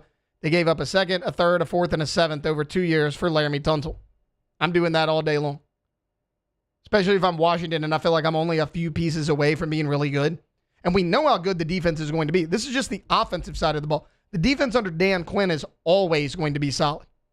I really like the moves that Washington's made. I think so far... They just signed Will Harris from the safety from the Saints. Really good player. There you go. Look at that. Look at that. More news here on the Hunt Palmer Show. They just signed Will Harris. That shores up their defense once again. They had a little bit of inconsistency on the back end. Will Harris was a lot better than a lot of Saints fans realize. We've talked a lot about, outside of Tyrann Mathieu, you have Jordan Howden and you have these other guys. Will Harris was a quality starter for the Saints a year ago. That's a guy that I imagine the Saints probably wanted to bring back or at least try to do so. Now he's going to be in Washington. That's another piece for this team. All right, look, we went a little long there in segment number 1. There's just a lot to talk about in terms of NFL free agency, in terms of big-time moves. When we come back, CBS Sports put out the deepest quarterback rooms in college football, and number 1 is going to shock you because it shocked me. That's coming up on the other side here on the Hunt Palmer Show, 104.5 ESPN Baton Rouge. The Hunt Palmer Show. Genesis of Baton Rouge, genesisofbatonrouge.com. They're the only fully exclusive Genesis dealer in the state of Louisiana, and they're right here in Baton Rouge. I told y'all earlier this week, we were driving, my wife goes, that's that car I really like. It's a Genesis. And she had no idea that I even do this. I was like, yeah, they're really nice. They're really, really nice. And you should know it too. You don't see a ton of Genesis on the road, because it's fairly new to our city here. They've only been at that location for a year and a half, but go check it out. It's a luxury vehicle. It's a luxury experience to be a Genesis driver. That means 3 years of complimentary maintenance, a 10-year, 100,000-mile warranty. It's a luxury experience at a reasonable price over at Genesis of Baton Rouge. Every single car that's on the lot at Genesis of Baton Rouge is online at genesisofbatonrouge.com. And all of them, every single model, from the entry level to the highest end, come with the same safety features. Safety is a priority for Genesis. Go check them out. Genesis of Baton Rouge. They're online at genesisofbatonrouge.com. That's Genesis of Baton Rouge.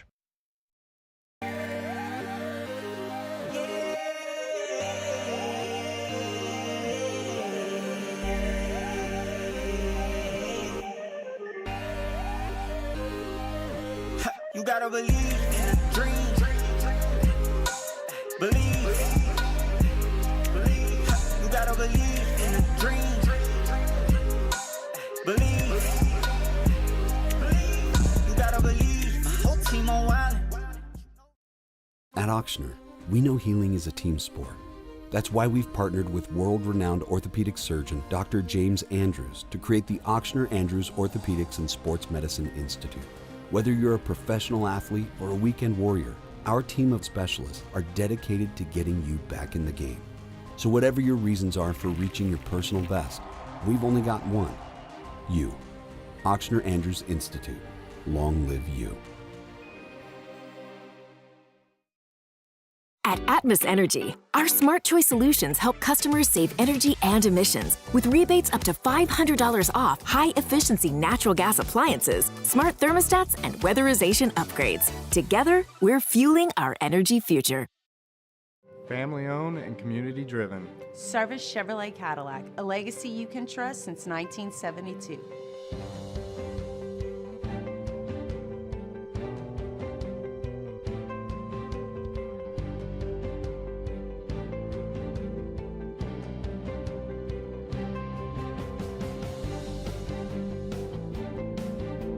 Service Chevrolet Cadillac, our family serving your family. For over 50 years. Jerry and Benny Payne began Central Plumbing Company out of their driveway in Tanglewood subdivision. 50 years later and 4 generations down the road, we continue to serve Baton Rouge and the surrounding areas for all of their plumbing needs. Residential, commercial, industrial, or hospitality, Central Plumbing is here 24/7, 365. We want to thank our customers, family, and friends for 50 years of success. And looking forward to 50 more. Crime has serious consequences, but anyone can make a mistake. If you find yourself in trouble with the law, know that you have rights, and it's okay to demand them. The law offices of O.C. Brown are here to protect you and your rights. Felony or misdemeanor, DUI or drug charge. No matter what crime you're accused of, you still have rights. Let the law offices of O.C. Brown uphold them. Call 225-343-1111. Your law firm for a lifetime. At Bayou Automotive, we believe in a... You're listening to The Hunt Palmer Show on 104.5 ESPN, Baton Rouge.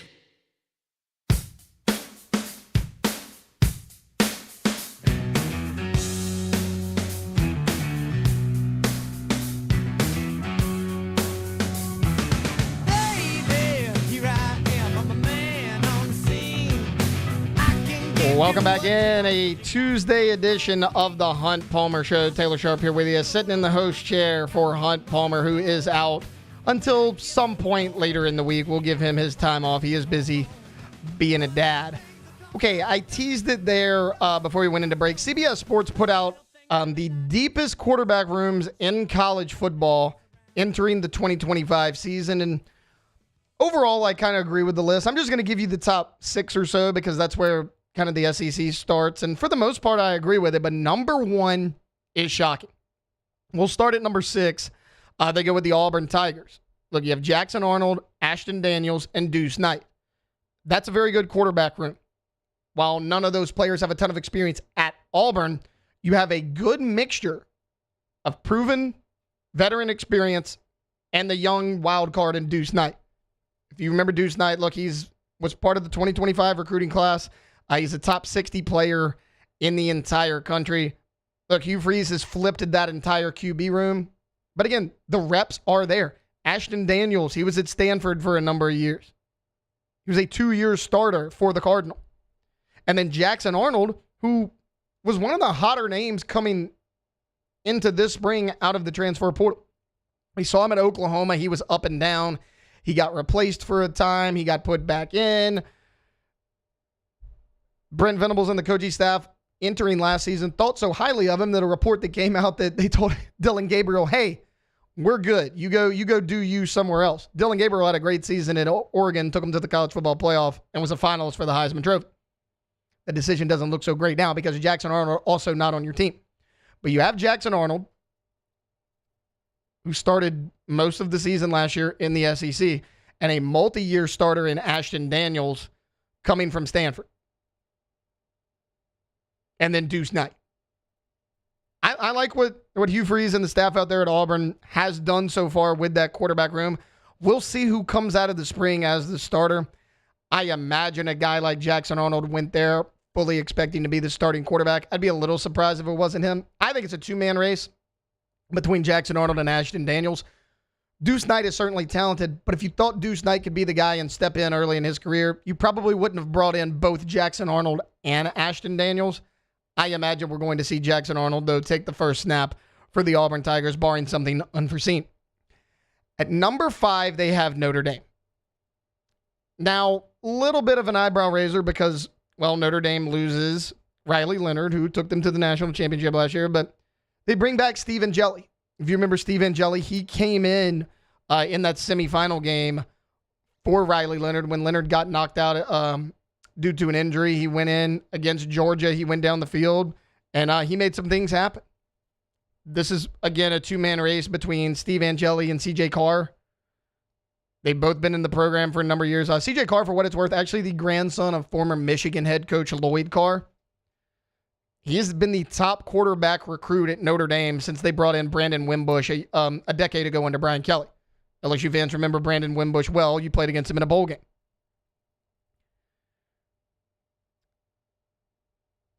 Angeli has the inside track. He was the primary backup for Riley Leonard a year ago. When they had to turn to a quarterback when Leonard went down to injury, it was Angeli. It wasn't Carr. I think he's got the inside track to be this guy. But again, it's going to be an interesting battle nonetheless because C.J. Carr, I just mentioned, was a highly talented recruit as well. At number 4, they have the Baylor Bears.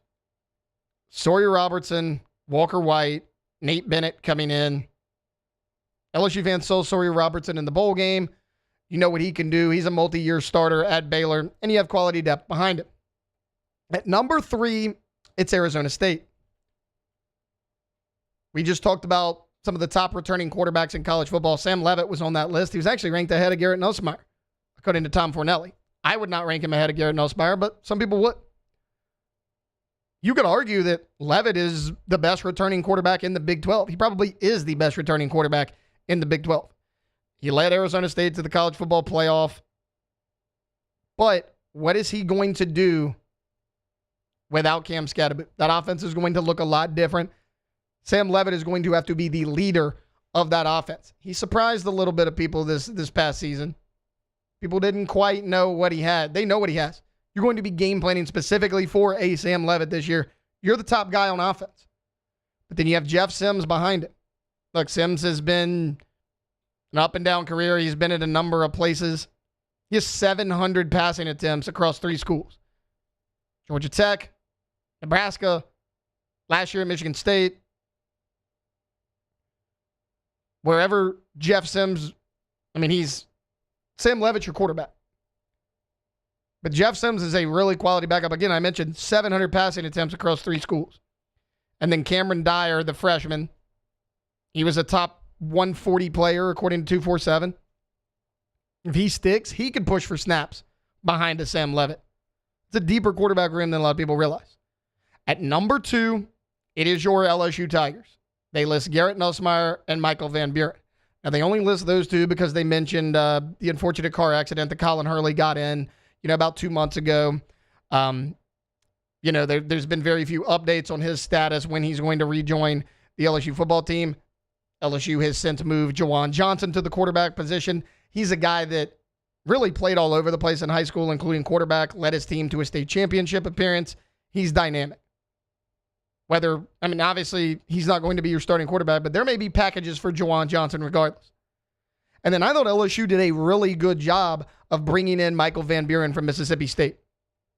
Because Van Buren knows, hey, this is Garrett Nussmeier's team. He's a returning starter. He finished the year maybe hotter than any other quarterback in college football. He's going to sit for a year, and then if, knock on wood, something happens to Garrett Nussmeier, you got a really quality backup at Michael Van Buren, who was a starter in the SEC a year ago. I really like LSU's quarterback room this year. Because I had high hopes for Garrett Nussmeier a year ago. And what did you have? You had a backup in A.J. Swan, who had started games at Vanderbilt. He had started double-digit games in the SEC. I think Michael Van Buren's even a step up from that, strictly due to a talent standpoint. I think Van Buren's a lot more talented player than A.J. Swan, and I appreciated A.J. Swan at LSU as a quality veteran backup. And again, Garrett Nussmeier, he speaks for himself, right? You get better at wide receiver. You get better at running back. It's your second year in this offense with a returning offensive coordinator. You've been with Brian Kelly for 4 seasons now. This is your 5th year in the program overall.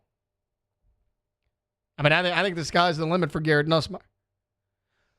So the list sounds good so far, right? It seems like, okay, well, yeah, you could make an argument for either of those teams and switch up in different orders. Number 1 on this list, this is not a joke, is the Alabama Crimson Tide. How in the hell are you going to put Alabama number 1 in terms of deepest quarterback rooms heading into the 2025 season? Now, in this article, CBS wants to point out, look, it's worth clarifying, the ranking is the deepest quarterback rooms, not necessarily the best starting quarterback. Yeah, no, I got it.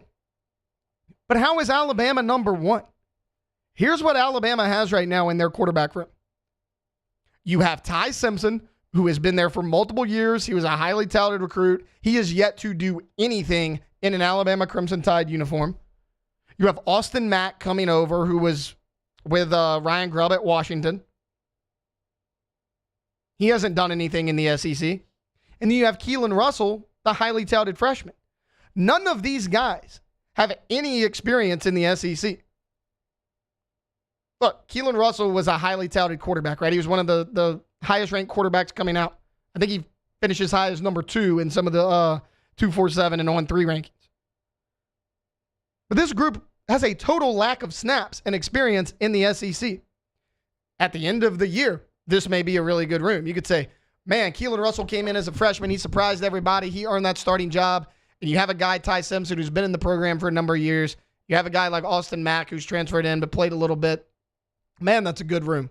But going into the season, you're going to rank Alabama as the deepest quarterback room in college football? That's one of the biggest question marks for Alabama heading into the 2025 season. I liked this list, 6 through 2. And again, I could drop LSU a little lower if I needed to.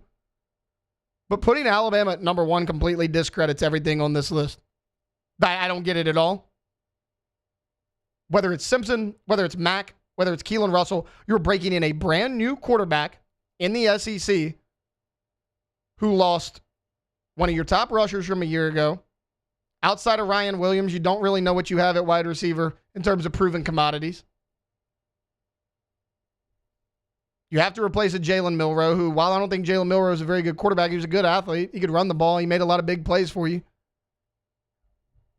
I don't understand how you can put them as the deepest quarterback room in college football. All right, look, we went a little long there. We're going to take a timeout. When we get back, Sharif Ishaq at WDSU is going to hop on. We're going to talk some New Orleans Saints. And look, I know he does this with our own Matt Moscona from time to time. We're going to get his thoughts on the naming duo of Hunt Palmer's 2 sons, Myers and Keller. We're going to get into that a little bit, too. That's coming up on the other side. Here on the Hunt Palmer Show, 104.5 ESPN Baton Rouge. The Hunt Palmer Show.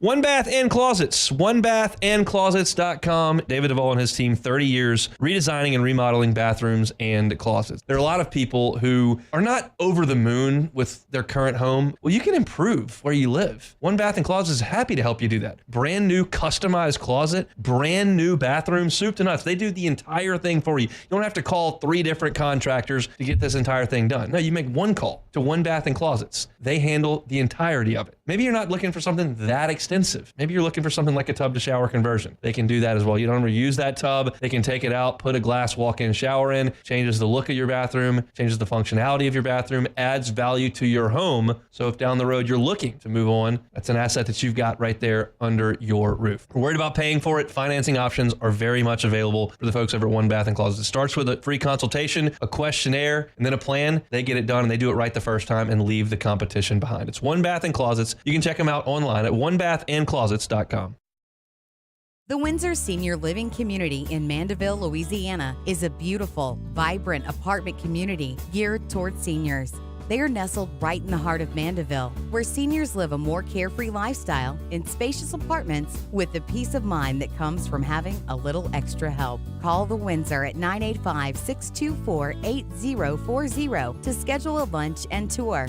Come see how the Windsor can be your passport to peace of mind. Family owned and community driven. Service Chevrolet Cadillac, a legacy you can trust since 1972.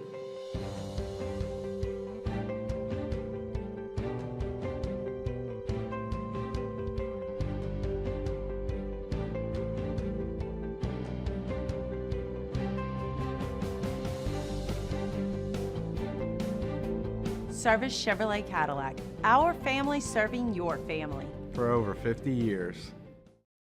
At Auctioner, we know healing is a team sport. That's why we've partnered with world-renowned orthopedic surgeon Dr. James Andrews to create the Auctioner Andrews Orthopedics and Sports Medicine Institute. Whether you're a professional athlete or a weekend warrior, our team of specialists are dedicated to getting you back in the game. So whatever your reasons are for reaching your personal best, we've only got one. You. Auctioner Andrews Institute. Long live you. Jerry and Benny Payne began Central Plumbing Company out of their driveway in Tanglewood subdivision.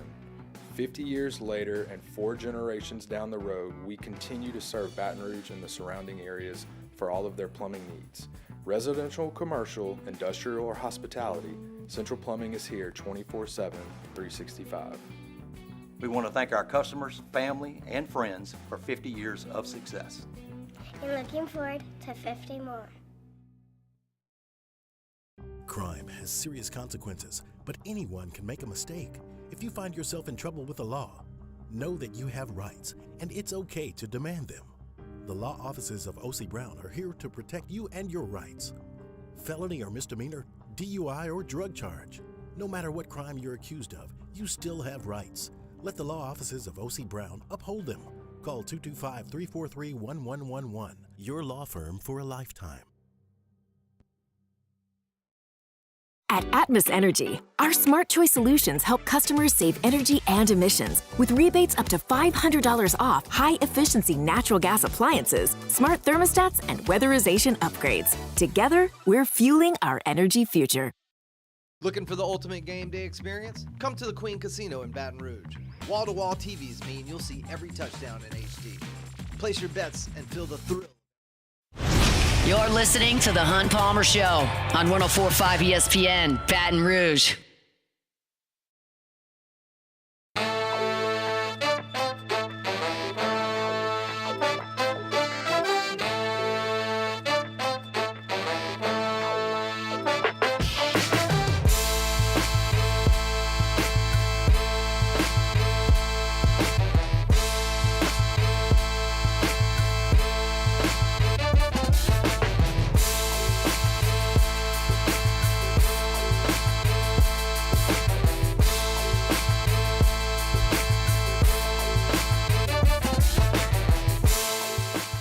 Welcome back in. Tuesday edition of the Hunt Palmer Show. Taylor Sharp sitting in for Hunt Palmer, who is a new father of 2. Right now, we want to go to the phone lines. Sharif Ishak, WDSU, joining us right now. Sharif, how are you? I'm well. How are you? Doing good. Thanks for hopping on with me. I know you're usually with Hunt. Sharif, I hear you and Matt Moscona do this a lot on AFR in terms of the frat names and what rating you give them. I got to get your thoughts on this because our guy Hunt Palmer now has 2 sons, Myers and Keller. Where do they rank on the Sharif Ishak frat list? Myers and Keller. They're probably like a low 4 stars. Okay. Myers, I mean, did he just have a kid? Yeah, on Sunday. Oh, that's why he's not doing the show. That's why. Yeah, no, he is. He had Keller Joseph Palmer on Sunday afternoon.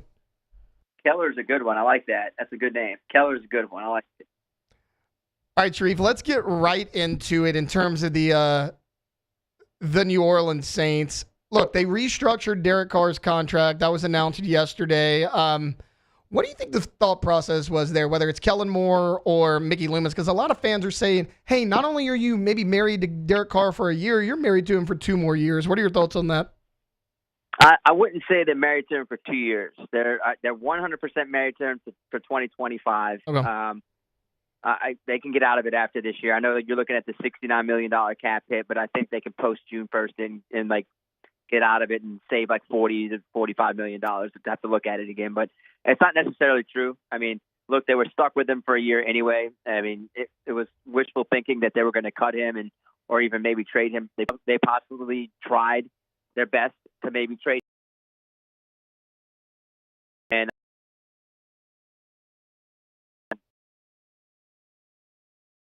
everything to a signing bonus. They saved $30 million, which now makes it $69 million cap hit. I know everyone's looking at it and they're thinking, man, they're going to be stuck with them for 2 years. No, I think it's 1 year. Look, don't be surprised if a quarterback is sitting there that they like, they draft him and maybe groom him for the future and after this season to be the quarterback for the Saints. So do you think it was the right move? Because like a move like this to me screams, hey, we're still in win now mode. A lot of people are like, your roster's not good enough to be in win now mode. Do you think this was the correct decision? No, I don't think they're in a win now mood. I would have done anything to move on. Yeah. Honestly, I would have just taken the $51 million cap hit this year and just competed and just gone sign somebody for a cheap price, a prove-it deal, and then just moved on. Taken that cap hit this year and had the cap space for next year and moving forward. I just don't know. I mean, they're running it back. Juwan Johnson just got a 3-year, $30 million deal. Chase Young got his 3-year deal last night. It's just it feels like they're just running it back, and I know that running it back kind of like clears the cap space a little bit more for next year because some of those contracts like Juwan and Chase had void years, and they were going to be voided contracts, so it kind of helps their cap this year. But I'm interested to see like how much longer that Mickey wants to keep kicking cans down the road. To be honest with you, because it's not going to be pretty if they keep doing this for Kellen Moore. Speaking of Chase Young, it came out over the weekend that they had signed Davin Godchall. They had restructured the contracts of Kalen Saunders, of Nathan Shepard. Then you bring back a Chase Young. What are your thoughts on this defensive line? Like, does that kind of maybe point to them not taking a defensive lineman in round 1? I don't think that. Honestly, I wouldn't do it. I mean, they don't need a defensive lineman. I think if Brandon Staley runs a 3-4, they need like an edge, a young edge. If they want to go like, I think it's Jelon Walker from Georgia. If they decide to go with a guy like that, I'm good with it. But no more defensive linemen. I think the signing of Chase Young just says, hey, let's not keep drafting, Peyton Turner, Marcus Davenport in the first round and completely missing on guys.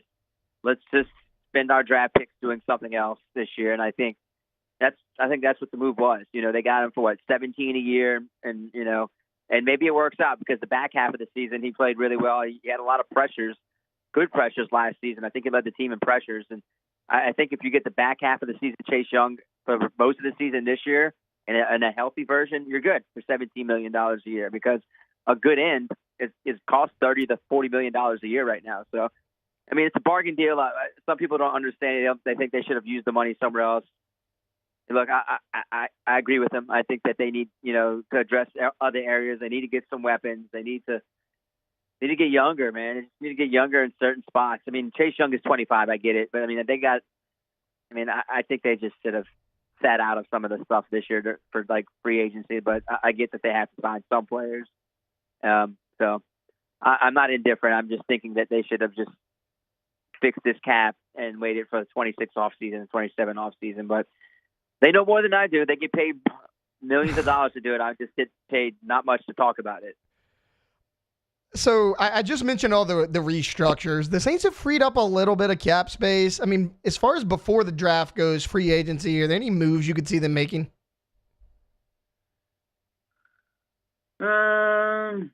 Man, I think any moves, honestly, that they keep making are going to be moves of their own. Like you saw them restructure Tyron, Chase, Derek, bring back Juwan. I mean, I wouldn't be surprised if they may not even touch Taysom Hill and Cam Jordan's contract. They may leave it as is and let them play it out and play this final year out and be done with their contracts. And I think taking a pay cut will kind of hurt them a little bit in terms of their future salary cap. So I think they're trying to avoid touching those type of contracts. And I'd be shocked if they cut both those guys loose at this point. I mean, I think that, especially Taysom, who's, shows that he can be, a nice gadget player. And Kellen Moore gushed about him in his press conference when he was introduced. So I think that, they're going to probably try to just keep their guys and maybe like do some bargain shopping in the third tier, maybe like second tier. But I just don't see much, I just think they're going to have to hit in the draft the next 2 years. So that's pretty much it.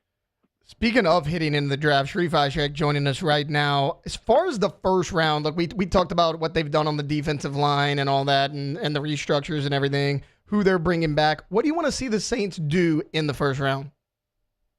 Look, a lot of people don't like this, what I have to say, but I like Tatoria McMillan from Arizona. Yeah. I mean, I don't know if there's any like medical issues with him or not. You give Derek Carr at least 1 year of another playmaker. Ty Warren, I like Ty Warren a lot from Penn State. Nice tight end. Even though they signed Juwan, I still think they need another tight end, another play. They need quite a few playmakers. The one that I really like, and I know people aren't going to like me saying this, is Ashton Genty. I mean, you pair him with Alvin Kamara in the backfield, watch out. And the only reason I'm saying that is because Kendre Miller has been unavailable for most of his time here. And some of it might have been Dennis Allen's fault, but the best ability is availability. He's got to be available. But, I mean, Genty is there. And I'm taking me some Ashton Genty. I mean, that dude is awesome. Yeah, absolutely. Like you're not the only one who said that. I mean, pretty much anybody, that I've heard has said, look, the Saints really like Tyler Warren. They really like Ashton Genty. Sharif, as far as like QBs go, obviously they're in all likelihood not going to get one in the first round. But I mean, are there any like mid to late round QBs you like for the Saints? I'm definitely not taking Jackson Dart ninth overall. Yeah, for sure. Maybe like in the second round, Jackson Dart, or maybe if he's sitting there 71st overall, the 40th pick. I'd be intrigued at 40, even be better with it at 71 if they took him there. Look, man, we don't know how Kellen Moore and that coaching staff thinks. I mean, this is a different, beast now. You're so used to the guys like Sean Payton and Dennis Allen, and now you're getting a young, up-and-coming offensive mind with his staff. Like, they might like a guy in the draft that we don't know, and he may work out. Like, did anyone think that Jalen Hurts was going to be this awesome? I mean, he was good in college. I thought he was going to be this awesome in the NFL. He's amazing. Look at the contract he's earned. He's won a Super Bowl. Maybe they run into like a Dylan Gabriel, or, maybe they do turn like a Jackson Dart into something good. And maybe they like Shador and he's sitting there at 9 and they might take him. I just don't know. Those are the only real, big names that I can kind of think of. Sharif Ishak with WDSU. Sharif, thank you so much for hopping on with me today. Anytime for you guys. Anytime. You're my only ones, plus Matt, whenever we can talk frat names. Well, thanks for hopping on. Hunt Palmer certainly has a lot of them. That was Sharif Ishak right there with WDSU. All right, look, when we get back, we got just a little bit of time. We'll close things out with Take It or Leave It. The Hunt Palmer Show. Baton Rouge's home for real rock. It's Eagle 98.1. Foo Fighters. Led Zeppelin. AC/DC. Pearl Jam. And the flagship home for LSU sports. Take us anywhere with the Eagle 98.1 app. Eagle 98.1 is the rock station. Family owned and community driven. Service Chevrolet Cadillac, a legacy you can trust since 1972.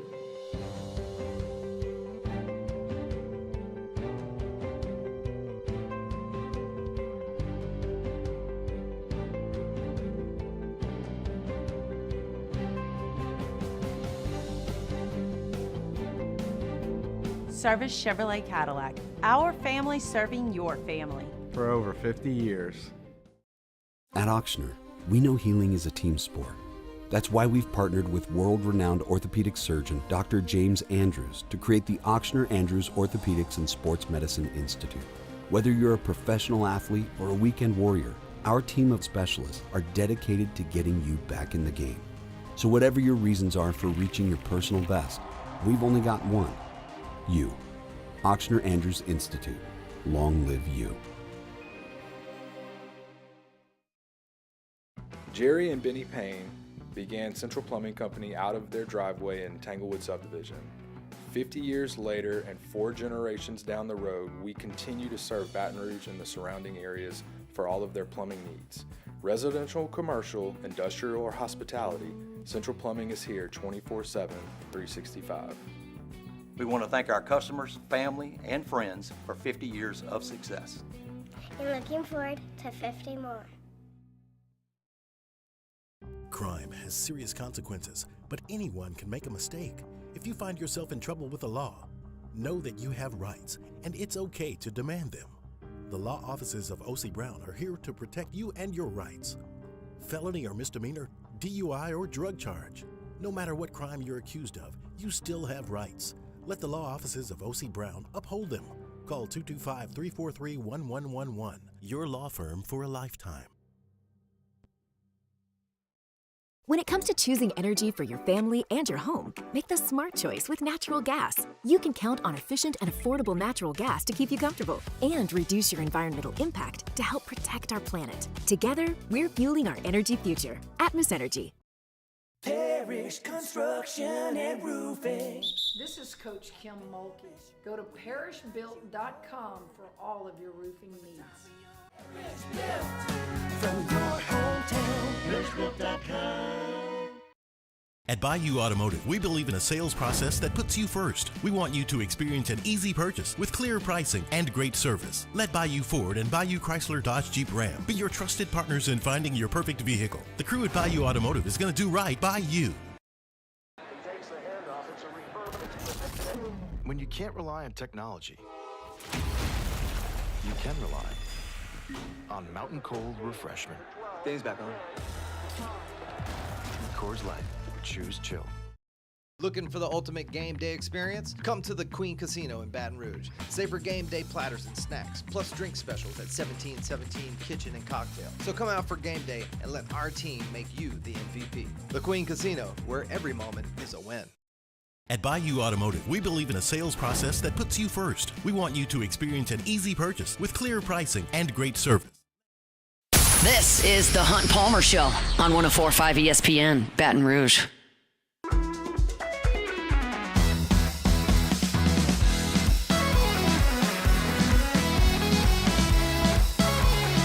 Registration for the VEX European Bracket Challenge is now open. You can start registering now at 1045ESPN.com, and then be sure to come back and get your picks in after the first games are announced on Selection Sunday.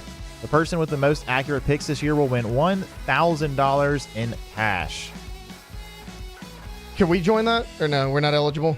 We can join the challenge, I think, but I don't think we'll be eligible for the $1,000, which just, Every time. Yeah. All right, look, we only got a few minutes left here on a Tuesday edition of the Hunt Palmer Show. Beck, let's get it started and wrap this thing up with Take It or Leave It. Take it or leave it. Take it or leave it. Today's hottest stories in sports, news, and sometimes even Hunt's life. The question is, will he take them or leave them? All right, first one here. We talked a little bit about some NFL free agents and new deals some players got, but the Chargers reached an agreement with former Steelers running back Najee Harris on a one-year deal worth up to $9.25 million, a source told Adam Schefter on Monday. Take it or leave it. Yeah, I'm taking this. I know a lot of people have been kind of underwhelmed with Najee Harris. Look, 1,000 yards each of his first 4 seasons in the NFL. I think he's an upgrade from J.K. Dobbins, who I like but can't stay healthy, and Gus Edwards as well. Jim Harbaugh likes to run the football. It's going to be a downhill running game that's similar to what Najee did in Pittsburgh, and he had success there. I like that signing. All right, next one here. This is an interesting topic here. Cooper Flagg, the perennial All-American, at least almost certainly the All-American for Duke, Also projected to probably be the first pick of the NBA draft, which even last year people said before he even stepped on the court at Cameron Indoor he was going to be the first pick. But Bovada Sportsbook have put odds on which team he will be playing for next year. And right now, the odds-on favorite actually at plus 290 is Duke rather than NBA teams. Of course, a list of NBA teams, the top ones for their lottery are in there. The Pelicans are in there actually at 650. But Flag returning to Duke, take it or leave it? I'm leaving this. Leave it alone. Look, I get it. A lot of people are like, oh, well, Cooper Flag, there's reports he may not want to play for this team because they're bad. Okay, if you return next year, you're good again next year. You're going to be the number one pick. There's a reason this team has the number one overall pick. It's not like the NFL. This is lottery-based. So in all likelihood, you're going to be on a team that does not have a very good record. It's going to be the same next year. And honestly, if you look at the NBA, it's probably going to be the same teams. I imagine the Wizards and the Jazz are probably going to be up there pretty high again next year. So, no, I'm leaving this, dude. Just go to the NBA. You'll be fine. Yeah, I don't understand this. It doesn't make a lot of sense to me because you're already the number one pick. You can't increase your draft stock. So if you're going to come back, are you saying you're going to play there for 4 years? Like, what is the point of coming back another year? But anyways, moving on here. Your Dallas Cowboys, Taylor, are moving on from the enigmatic Rico Dowdell, who had an okay season. But anyway, they've signed former Denver running back Javonte Williams to a 1-year, $3 million deal. Take it or leave it. I mean, I'll take it if they get a running back with him in the draft, like maybe a later round guy. Reports are they do not want Ashton Genty, which blows my mind. But look, this is a deep running back class. You got guys like R.J. Harvey out there, Travion Henderson, Cam Scattaboo. They're all going to be there probably round 3. You kind of moved on from Rico Dowdle and signed Rico Dowdle. Their numbers are pretty even the past couple of years. I mean, whatever. They need an O-line, so does it really matter who's toting the rock out there in Dallas? That franchise is just in absolute shambles. All right, that's going to do it for a Tuesday edition of the Hunt Palmer Show. Tomorrow we're going to have What If Wednesday. Kogi Riley's going to hop on, Matthew Bruni as well. Stay tuned, same time, same place. Tomorrow on the Hunt Palmer Show, 104.5 ESPN Baton Rouge. The Hunt Palmer Show. There it is, the extra mile, on the border of expected and extraordinary for those willing to go further, like vans customized for work or play, with safety and tech to keep you connected. Supported by a 5-star sales